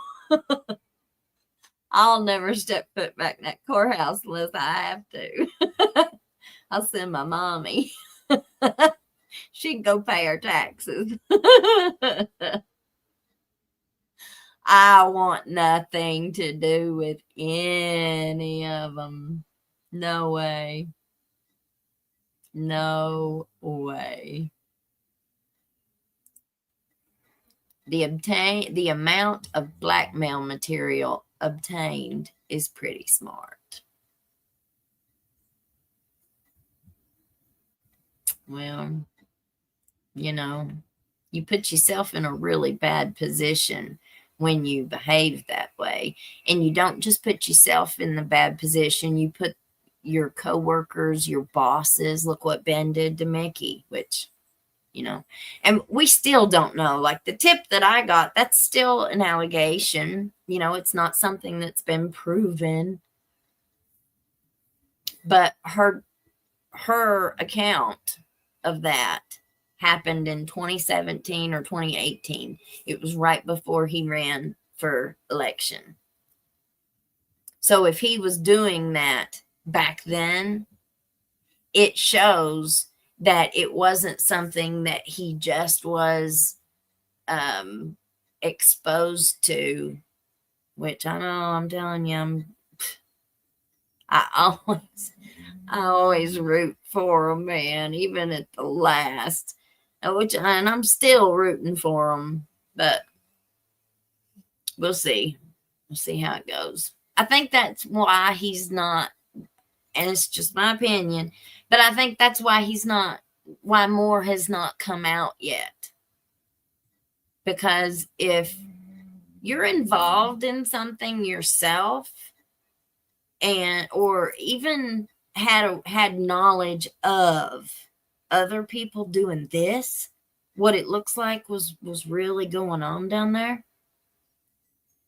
It was reported to me that whenever the jail came under a new administration,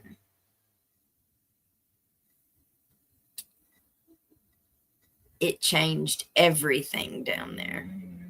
The jailer prior to, from what I heard, what has been reported to me, they said nobody did anything administrative but him. He didn't trust nobody, which was smart. And he was, from what I hear, Don McCall was a pretty good jailer. I've not heard anything. Not the first person has come to me and said anything, made any kind of accusation that Don McCall ever did anything himself, or that he had any knowledge of anybody else doing anything. So, but I don't know. I don't know. We don't know. But I've not had anybody say anything to me, so that says a lot. When you got one person and not one person says anything about, their name's hardly ever mentioned. Versus another one where you get 100 people coming to you telling you telling you the exact same thing.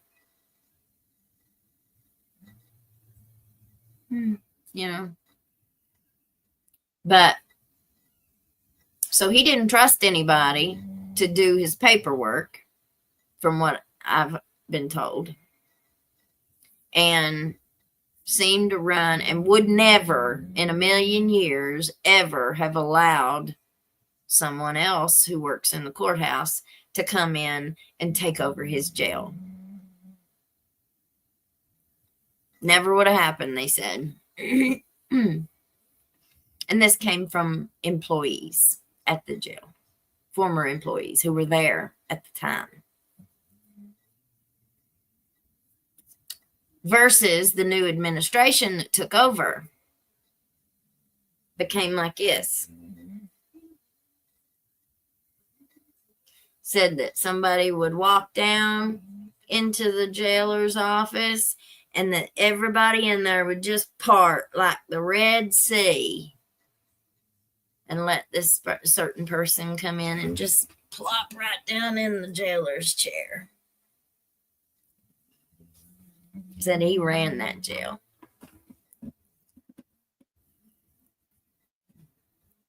Allegedly. Did whatever he wanted to do. It was reported to me by one former employee that they always knew when that certain person was in the jailer's office watching the inmates.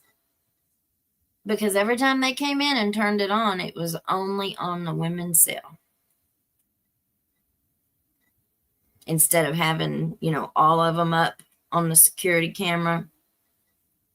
Said that they would sit in there and listen, which jails usually do, but for very different reasons.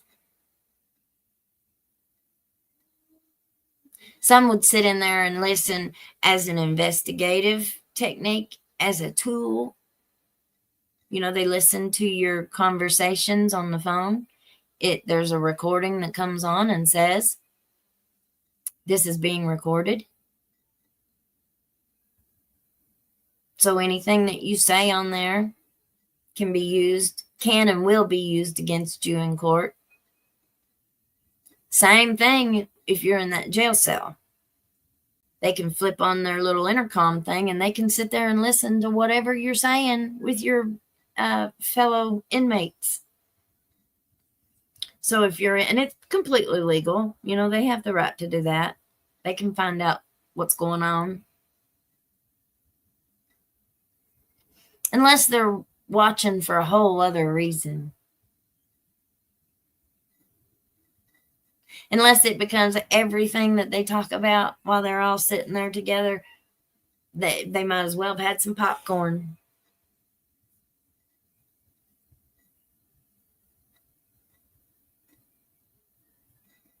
And then all their comments are all sexual in nature, allegedly.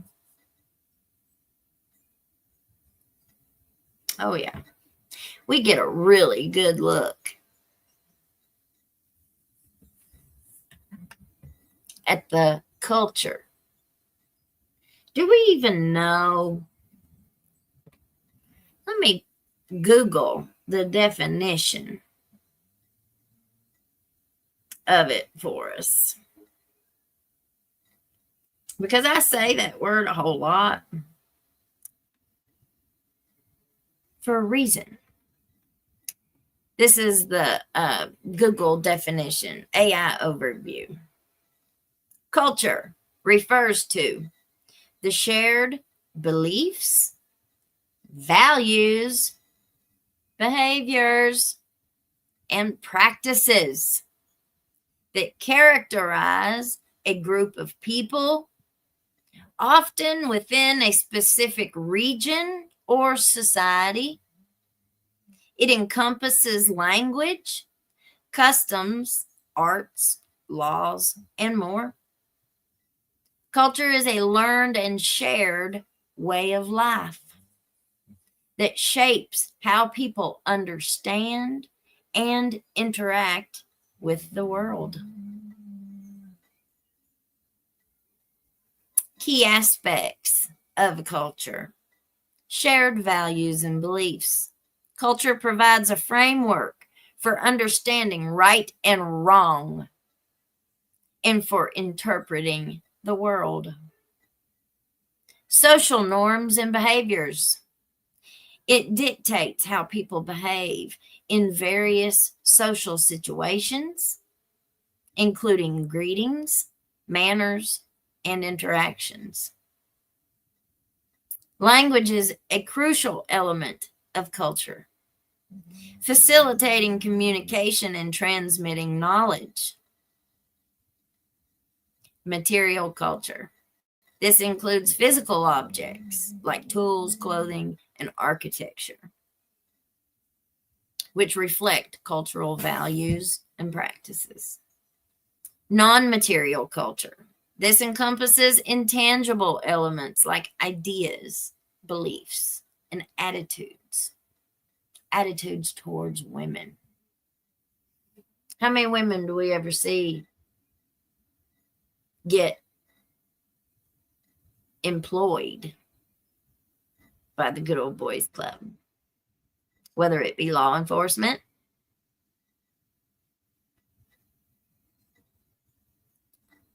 or our legal community. We got a couple female attorneys around here, running around here, but you ain't got many. You ain't got many. And they sure are not. They do not have a seat at the table. One of the female attorneys, the one time I spoke to her, she would never talk to me again after that. And I thought I'd found my best friend.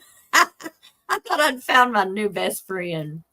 Then I tried to talk to her on Facebook one day and she would never even respond.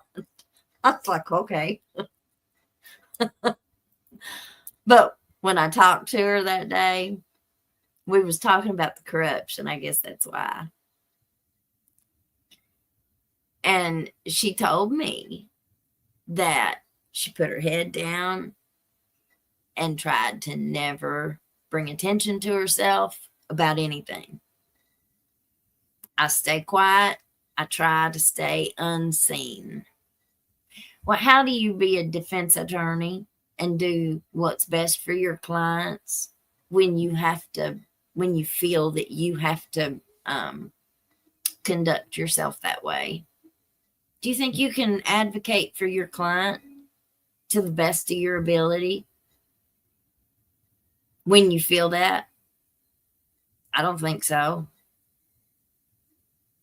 Just like Mom's little helper who had to go to court and they were trying to charge him with whatever it was in his system, DUI, or whatever it was. They were offering him a plea. So much time, and all this. His own defense attorney had the talks report. His own defense attorney had it. They had to turn it over in discovery. He got it. Now, how long did the defense attorney have it sitting in his file? I don't know. But the defense attorney had it. And apparently hadn't even looked at it. Because when old boy went to court and they were trying to pressure him into taking this plea, and he refused, no, I'm not taking it. And he leaves. He's like, I need to go get that report. So he turned around and went back in the courtroom and asked his defense attorney, do you have that report? He said, yeah. He gives it to him. He reads his own report, which his defense attorney should have. That's his job. It's what you're getting paid for. And even if you're a public defender, it's still your job. No, he had to read it himself. Negative. So you had this report. Prosecutor has that report. Sees that it was negative and was still trying to bluff him into a plea bargain? Is that not unethical? Because it sure is to me. And what are you both going to say? We just didn't read it. We didn't look at it. Oh, I'm sorry. Because they ended up dismissing the freaking charges on the boy. But only after he himself had to dig down through all that stuff and find that he had tested negative. But his lawyer's trying to get him to take his plea bargain.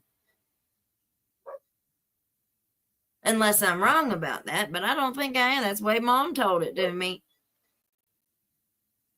He was really upset. Now, if he hadn't done that, if he had not turned around and went back in there and got his. So what about that defense attorney? That's my point. Was he doing what was best for his own client? Had he really seen that report? Had he seen it and just was too afraid to go up against what that prosecutor was saying? I don't know. I'm asking the question.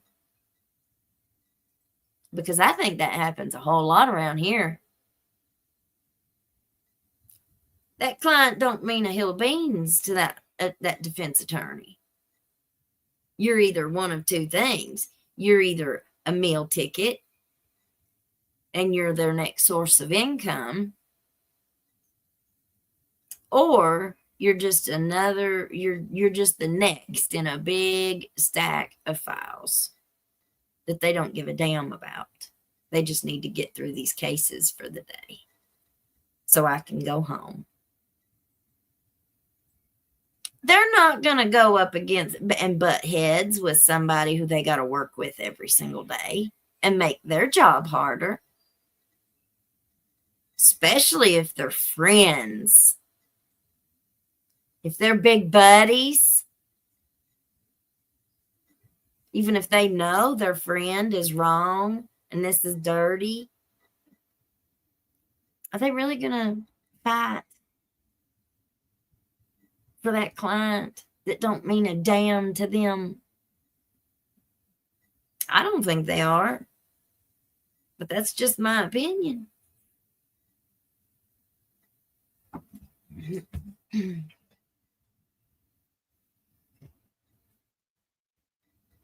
Every day I don't never know what day's gonna be the day that we're gonna have to put baby down.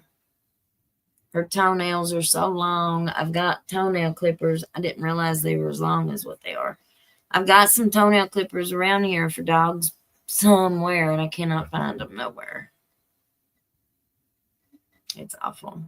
The only thing means anything to me is that a Commonwealth attorney is as good as his bank account.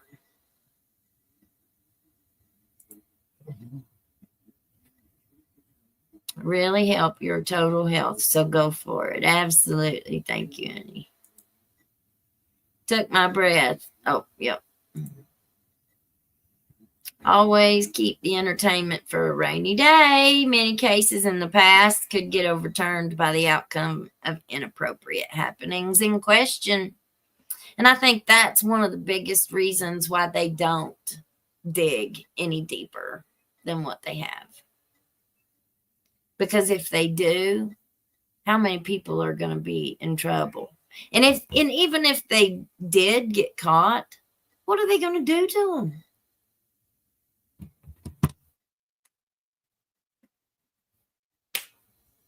That's it.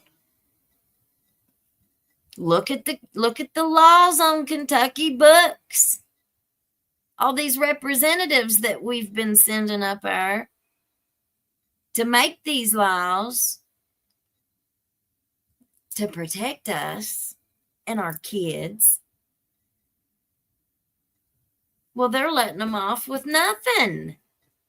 And then they want to turn around and nail some dude to the wall and say, we got 20 years. I'm standing up for the kids. It's my job to fight for the kids of this community. No, honey, you are only standing up for your own. Because the rest of the kids of this community have the right to be protected. We should be preventing these sickos from being back out in our community. But when these sickos are buddies with all those big wigs, they get the best sentences of all. They're not the ones getting 20 years. There ain't no sex trafficking. Nobody did a thing with old Uncle Bill. Nobody did a thing with Ben for pimping out Sabrina. That wasn't even brought up. Well, it was brought up, but it was dismissed. Why? Because he gave her money? Hello. Smex trafficking. But no, they want to frame it as these women were taking advantage of them. They were trying to blackmail these men. These poor, innocent, old fellers. Oh, poor man. You poor baby. But yet anybody who was ever around him, y'all know better. Y'all know better. Too many people have told me about every conversation he has on the phone. It's always talking about some woman's restlessnesses. Constantly, just cannot keep all that stuff out of his mouth. That's all he ever talked about. I've had people reach out to me that were victims of his for several decades ago. Anything ever done? Nope. Not a thing. He gets into it with his wife, allegedly. She goes on house arrest. How you think she was done by old dear Ben? You think Ben was very fair to her? Or do you think he retaliated against her for whatever old Uncle Bill wanted him to do? I don't know. Good question, though. I think it was even talked about in the investigation. I vaguely remember something about that. In the early 2000s, I went to a party in Jenkins. There was many big names there. Oh, honey, there's all kinds of, there's stories and stories and stories about these parties at the gingerbread house. Oh, yeah, we know all about the gingerbread house. Takes help from the Lord. Sure does. Snapchat was built on a platform with Chomo in mind, and that is a fact. Well, you know, I don't know how they'd ever prove anything. I don't know how search warrants work, but from what I see, they ain't served no search warrants on nothing. It don't look like they served any search warrants at Judge Mullins's home. It doesn't look like they served any search warrants at Mickey Stines' home. Why? Why would they not serve search warrants on their homes and get all of their devices? That would be evidence. That would be enough evidence. I'm no lawyer, but it seems to me like if this had happened anywhere else in the country, they would have done that to find out why. But I think everybody is kind of focused on he did it on camera, so it's not a whodunit. I know that motive is not needed for a prosecution, but you still want to know why this happened. Why? And when you have 3 victims of sexual abuse coming forward, filed a civil suit, has it in her interview, her proffer, and her deposition.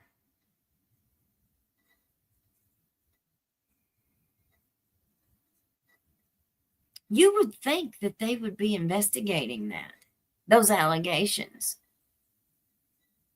You would think that there would have been some kind of an investigation done into the jail. But there wasn't nothing. That civil suit, the one that Ned Pillersdorf filed, did not name the judge, even though it was his chambers that this allegedly took place in. It did not name the jail, even though that looks like that's where all of, or at least a good majority of them, their house arrest fees were paid. And Angie was the one signing a whole lot of them receipts.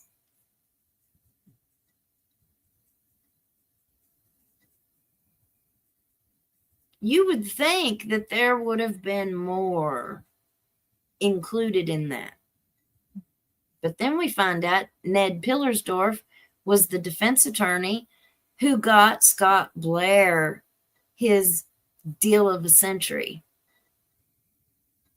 Ned didn't just represent these victims. He's represented the perpetrator, the suspect, the defendant many times over. So I don't think he's coming at this from a moral stand. This is just the role of an attorney, of a lawyer in this area.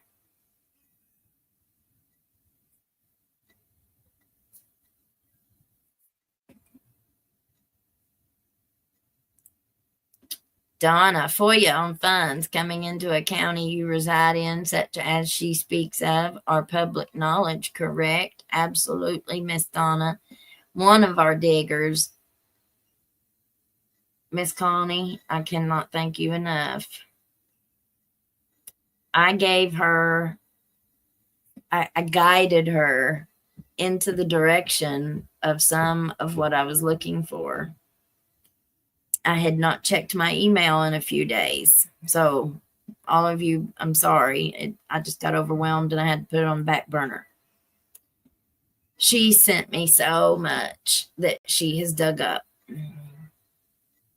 Financial records, the audits, all kinds of documentation. I haven't had a chance to go through it all yet, but I have went through a couple of them, and it is very eye-opening. It's very eye-opening with the money. One of them that she sent me was the jail's communications funding paperwork. So it shows you, it goes through every county in the state of Kentucky and how they do their, I guess it's their communication. So it would be who they contract with for their inmates, I guess, to use the phone and stuff. And it has every single county. Another one she sent me was county by, or ethics by county in the state of Kentucky, and all of the ethics rules, those are determined by county. The ethics rules for public officials are by local government.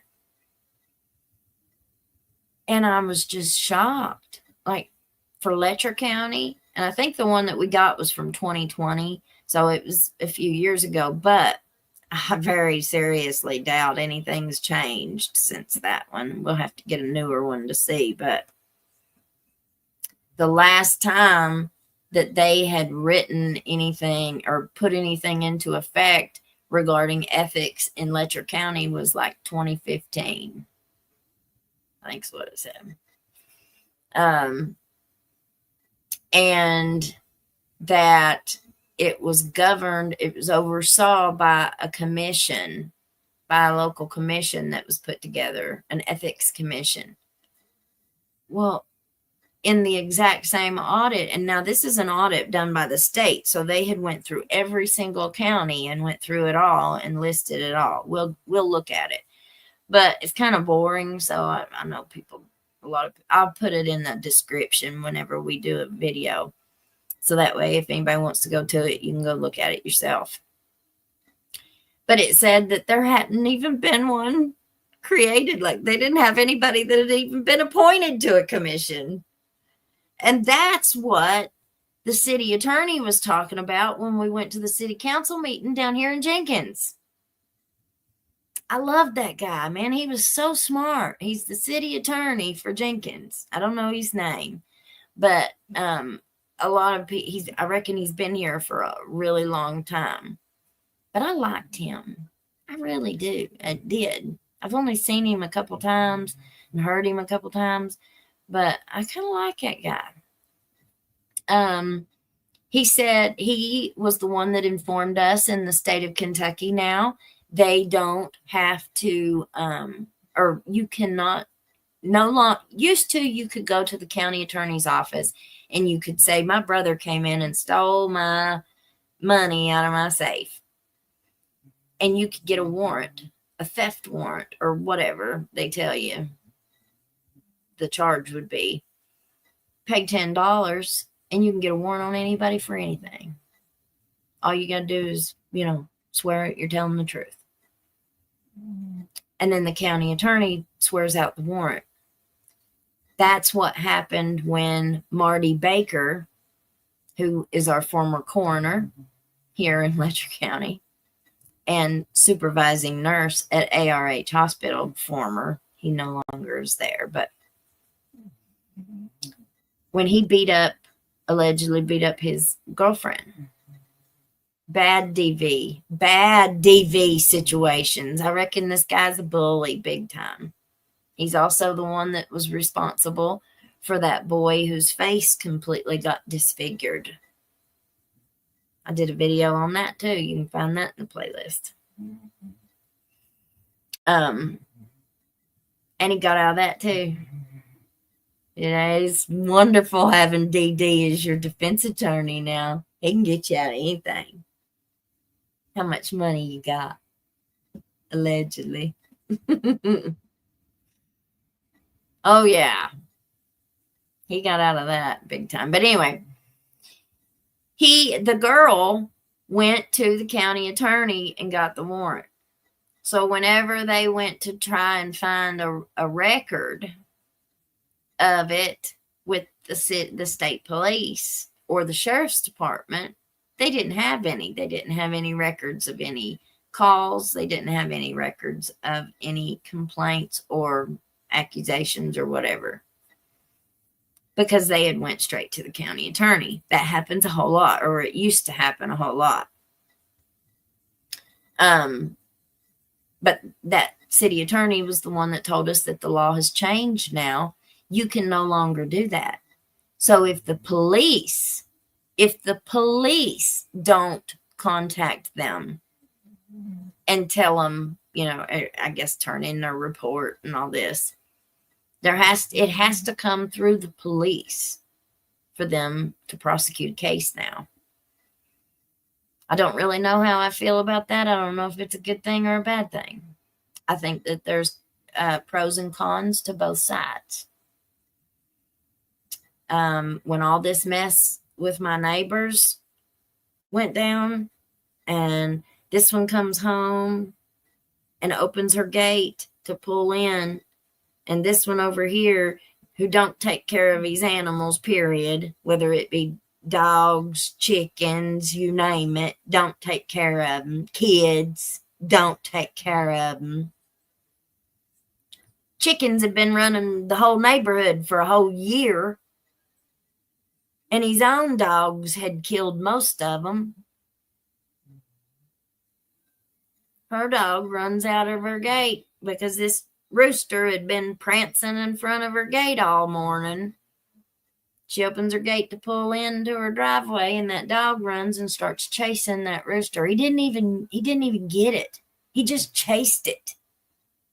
Now, he had an unalived rooster down there laying, but that unalived rooster had been laying there. They left it lay there for 3 months. Its carcass, it had been there already. Her dog did not unalive that rooster, even though he played it off like it did. No, she was chasing the brown one who's still alive, who's running around here now. Or it was a chicken she was chasing, but he had a dead rooster down there on the porch. she comes out and chases that chicken, and he reaches in and grabs his pew pew and turns around and puts 3 in her, facing my neighbor and her car and her 2 little babies. And his own daughter, by the way, was out there. So, you know, that pew pew was done in the direction of all of these people, all of these children. Nothing ever happened. Not a thing, not a thing, not a thing. She ends up having to put her poor dog in her car, rushes it to the vet, who we have a wonderful vet. She took her to my vet. And they ended up having to pay $350 to put her to sleep because the wounds were too much. Do you think a thing was done about that? Do you think anything was done about that? No, there wasn't nothing done about that. Nothing at all. Why? Because that cop is really good friends? I don't know. Honestly, I don't know. CPS is out here 3 times a week. Almost every week.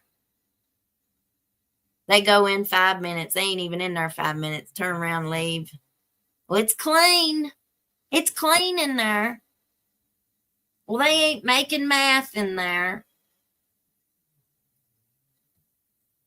So I guess those are the only 2. I guess those are the only 2 things that they look for. Is your house dirty?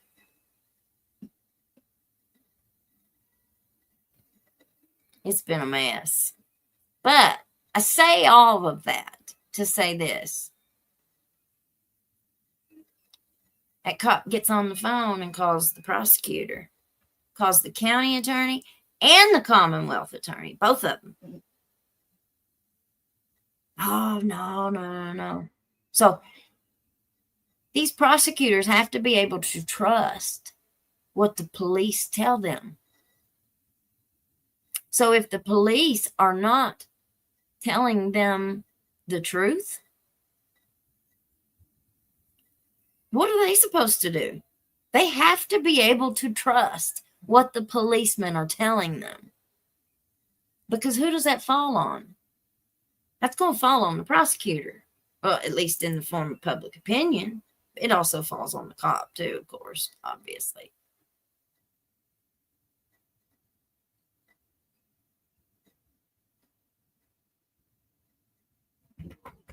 I cannot tell you all of the things, and that it's steady KSPs out here all the time. They go in, stay in there a few minutes, and leave.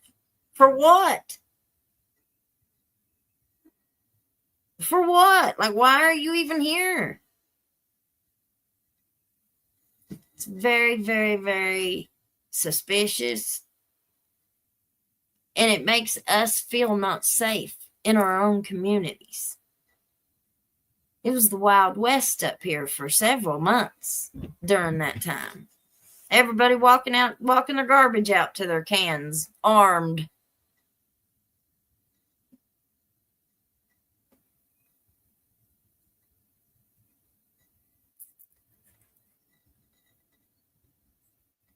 But I like that city attorney down there in Jenkins. I liked him. He's got a lot of knowledge. He's very smart. He's kind of older. He's older than me, of course, but I liked him. The state auditor's office take tips on such matters of motel with no improvements.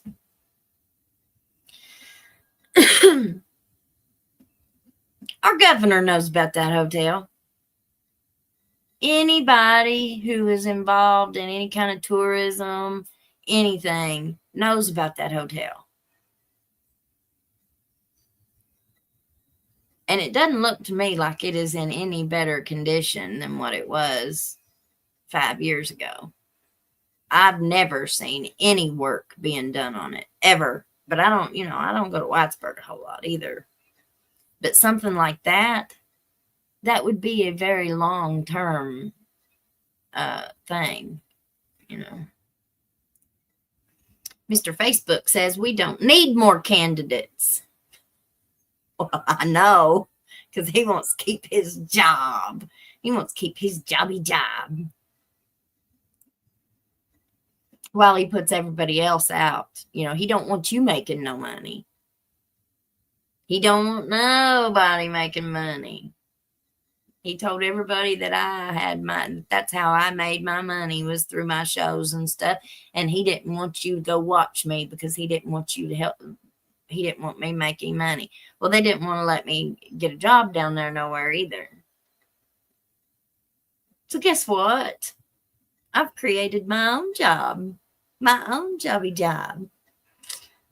So it's all up to me. I determine my worth, Mr. Facebook. You don't. P. Diddy looks innocent from the hillbilly point of view. Letcher County got him beat. You got that right. We got the white P. Diddy.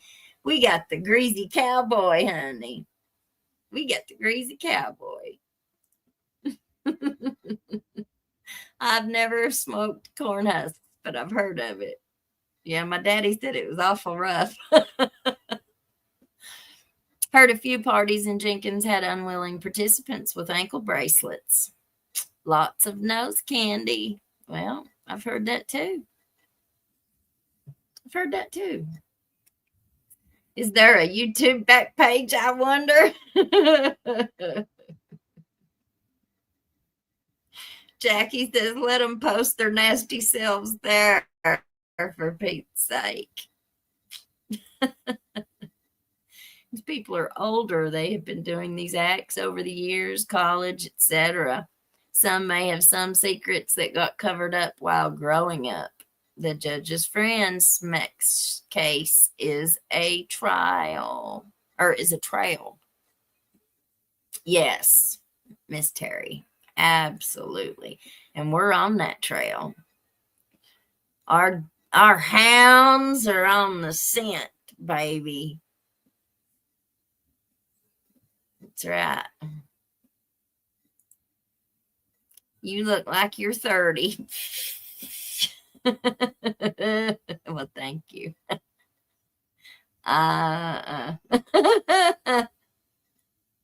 We just got a real bad camera. Thanks, darling. Thanks. Wonder if the wives have seen the pics, videos, etc. Well, my experience, my own personal experience tells me that there's one of two ways that it goes. No man can keep his freak score under wraps. Okay? It's going to come out with somebody. If you have a real Christian man, husband that you've married, and he's really not a cheater, he doesn't cheat on you and go out with other women, you're going to see his freak score. He's going to let you see it. He's going to ask you to participate. He's going to ask you to do your wifely duties and satisfy him. Or you have the other side. They are cheaters. Their wife never sees their freak score. Never. Ever. He never lets her see it. He saves it for the prostitutes. He saves it for the side pieces. He saves it for those on house arrest. Allegedly. Those are the ones who see his freak score. But the wife never sees it. So you either fit in one of those two categories. And this is according to me. This is my little thing here. But it's true. It's true. Now they can also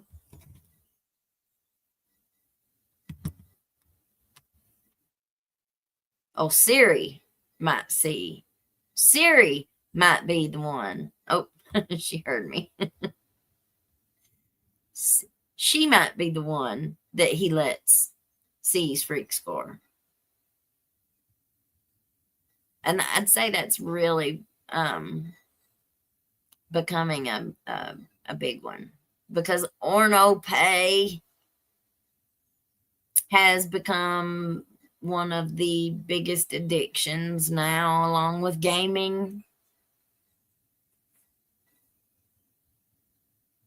Do you like it? I mean, I can't even begin to imagine what goes through their mind.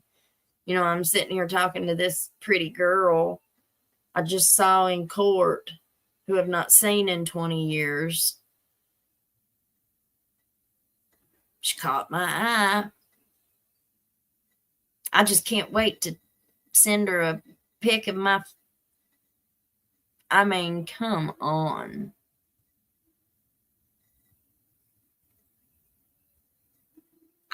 It makes me speechless. And that's hard to do for me.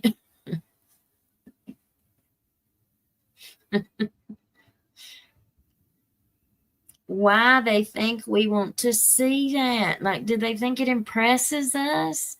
It don't impress us. It does not impress us. If anything, the next time we see you in public, the next time we see you in person, we're probably going to be mortified. I mean, and who do you think do you really honestly? Now, some people don't delete that stuff. Some don't. How you think I saw the one I saw? Now, most of them, the ones who are married and are ashamed, you know, they don't want nobody to see that. They're going to delete it. But now some of them are smart and save that mess. I've learned I'll be saving any more that I ever get. Public announcement. Don't send me no more of them, because I don't want to see them. I didn't want to see them then. But I was trying not to freak out on you and mess up any opportunity I could to get a job. Only I was just too stupid to realize I was never going to get a job. Took a while for that to sink in. But I didn't want to see it then, and I don't want to see it now. So please don't send me no more. There we go. I finally said it. Which he ain't listening anyway. He ain't watching, I guarantee you. The one I'm thinking of anyway.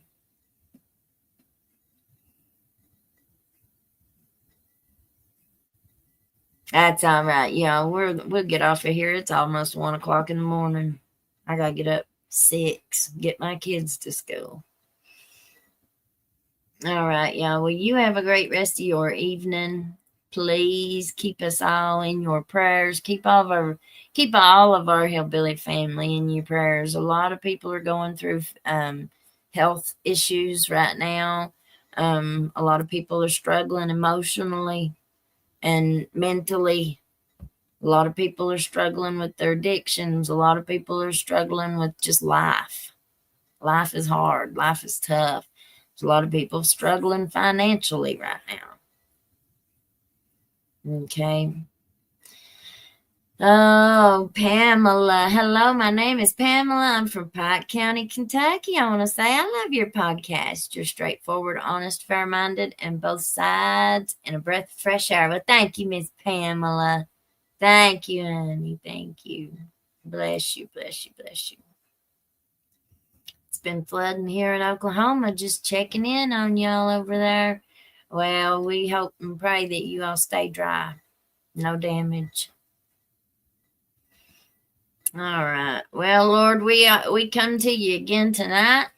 We thank you, Father, for your presence. We thank you for allowing us to feel your presence, Lord. We pray for all of those who are struggling. We pray for all of those who need a touch from you. All you have to do is speak the word only, Lord. That's what the word tells us, that all you have to do is speak the word. And we ask that you speak that healing word over so many right now who are crying out to you, Lord, who have no other way, who have no other options. You are the only one that we can turn to when we need a doctor, when we need a lawyer, when we need anything in life, Lord. You're the one that we're supposed to turn to.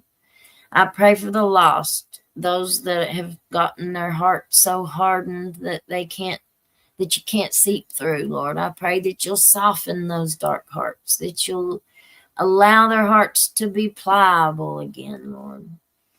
I pray that you just stay with us, keep a watch over my mouth, help me, guide me, help me not say things I don't need to say, and give me the words to say what I need to say. I ask you to forgive me for my sins, Lord. Thank you for saving my soul. Go with us tomorrow. Go with us all as we go through our lives, whatever it is that we need to do. Just go before us and be with us. Put a light at our feet, Lord, so that we know which way to go. And we just lift your name up in praise, honor, and worship. We give you all glory. In Jesus' name we pray. Amen. All right.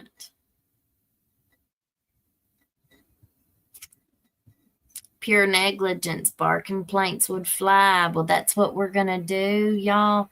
We're going to do a show on how to file a bar complaint, how to file a complaint with the different offices that are available, like the Office of Professional Responsibility, the Office of, well, there's several of them, and I'm not really sure what the names of all of them are, so I'm just going to stop there. But we're going to do a show on that. Several people. The Judicial Commission is another one. The one that put out the reprimand on Judge Hall. We're going to look on how to file one of those. I've got a lot of the forms already.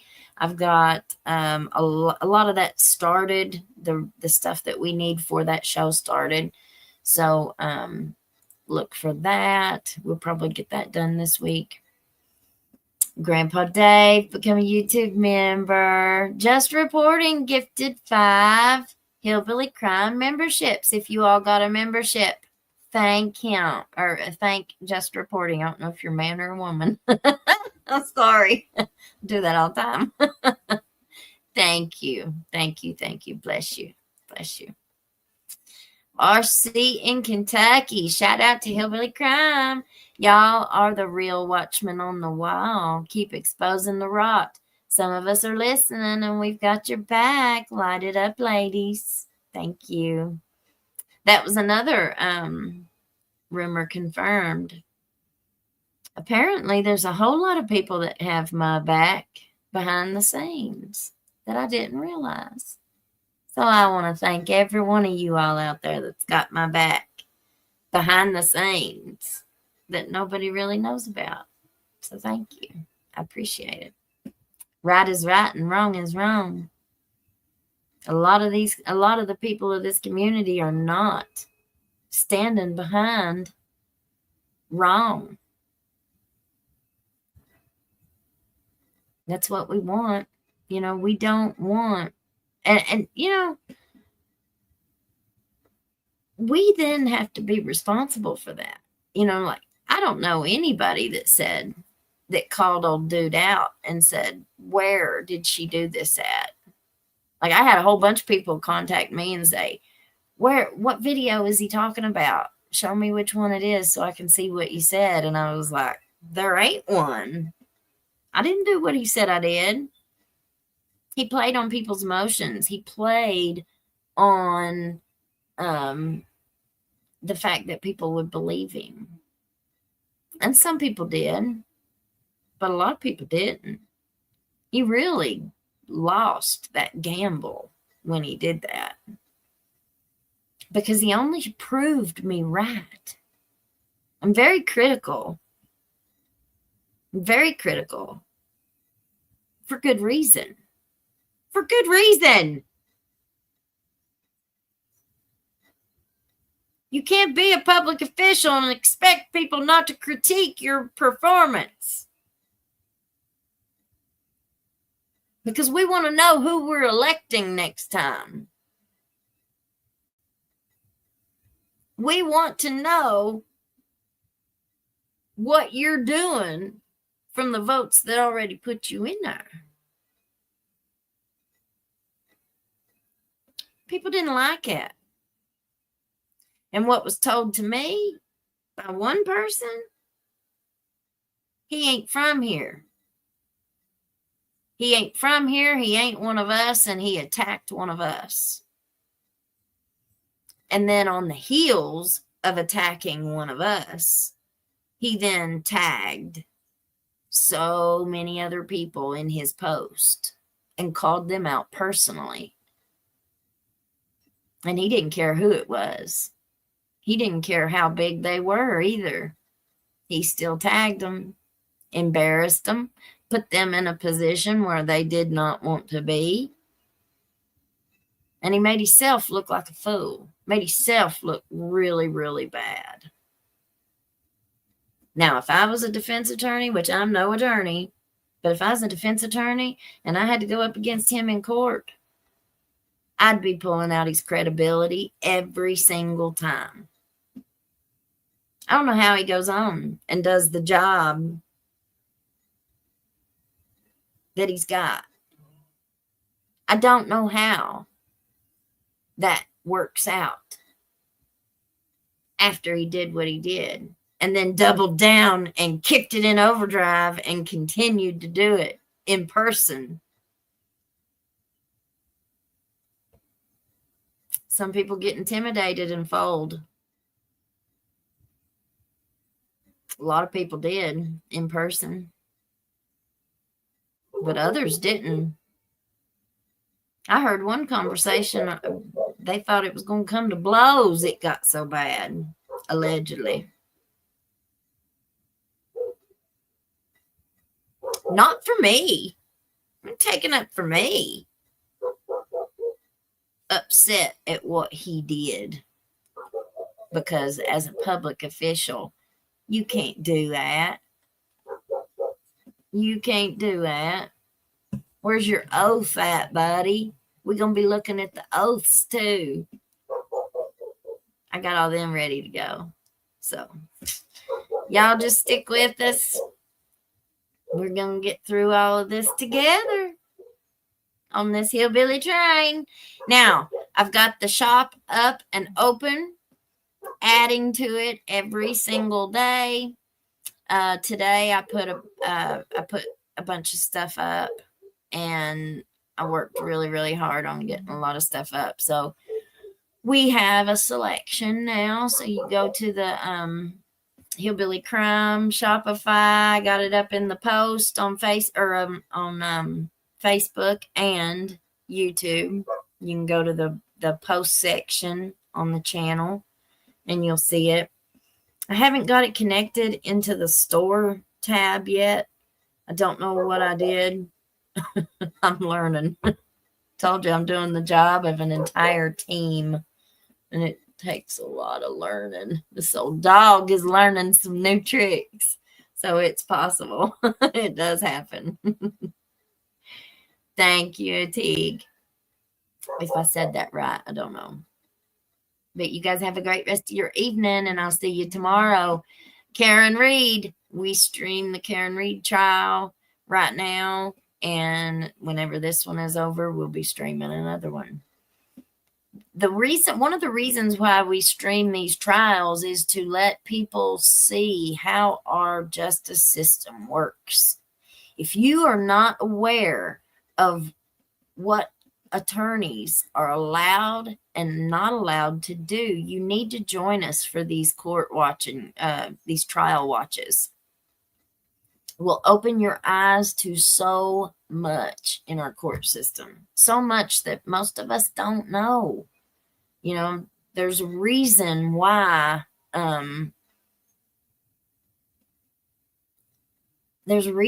so many people are victims of the justice system. There's a reason why, and we're showing it. If they wouldn't be televising these trials, we still wouldn't know. We still would not know. So join us in the mornings. During the day, we watch our local trial, not just local. We watch Karen Reed's in Massachusetts, but it's this is a big corruption case. This is a frame job, in my opinion. And it's really, really good. It's getting really, really good. We've got good witnesses on right now, so it's a lot of fireworks. So come be with us. All right, y'all. We'll see you tomorrow. Bye. Have a good evening. You can't hide from hillbilly crime.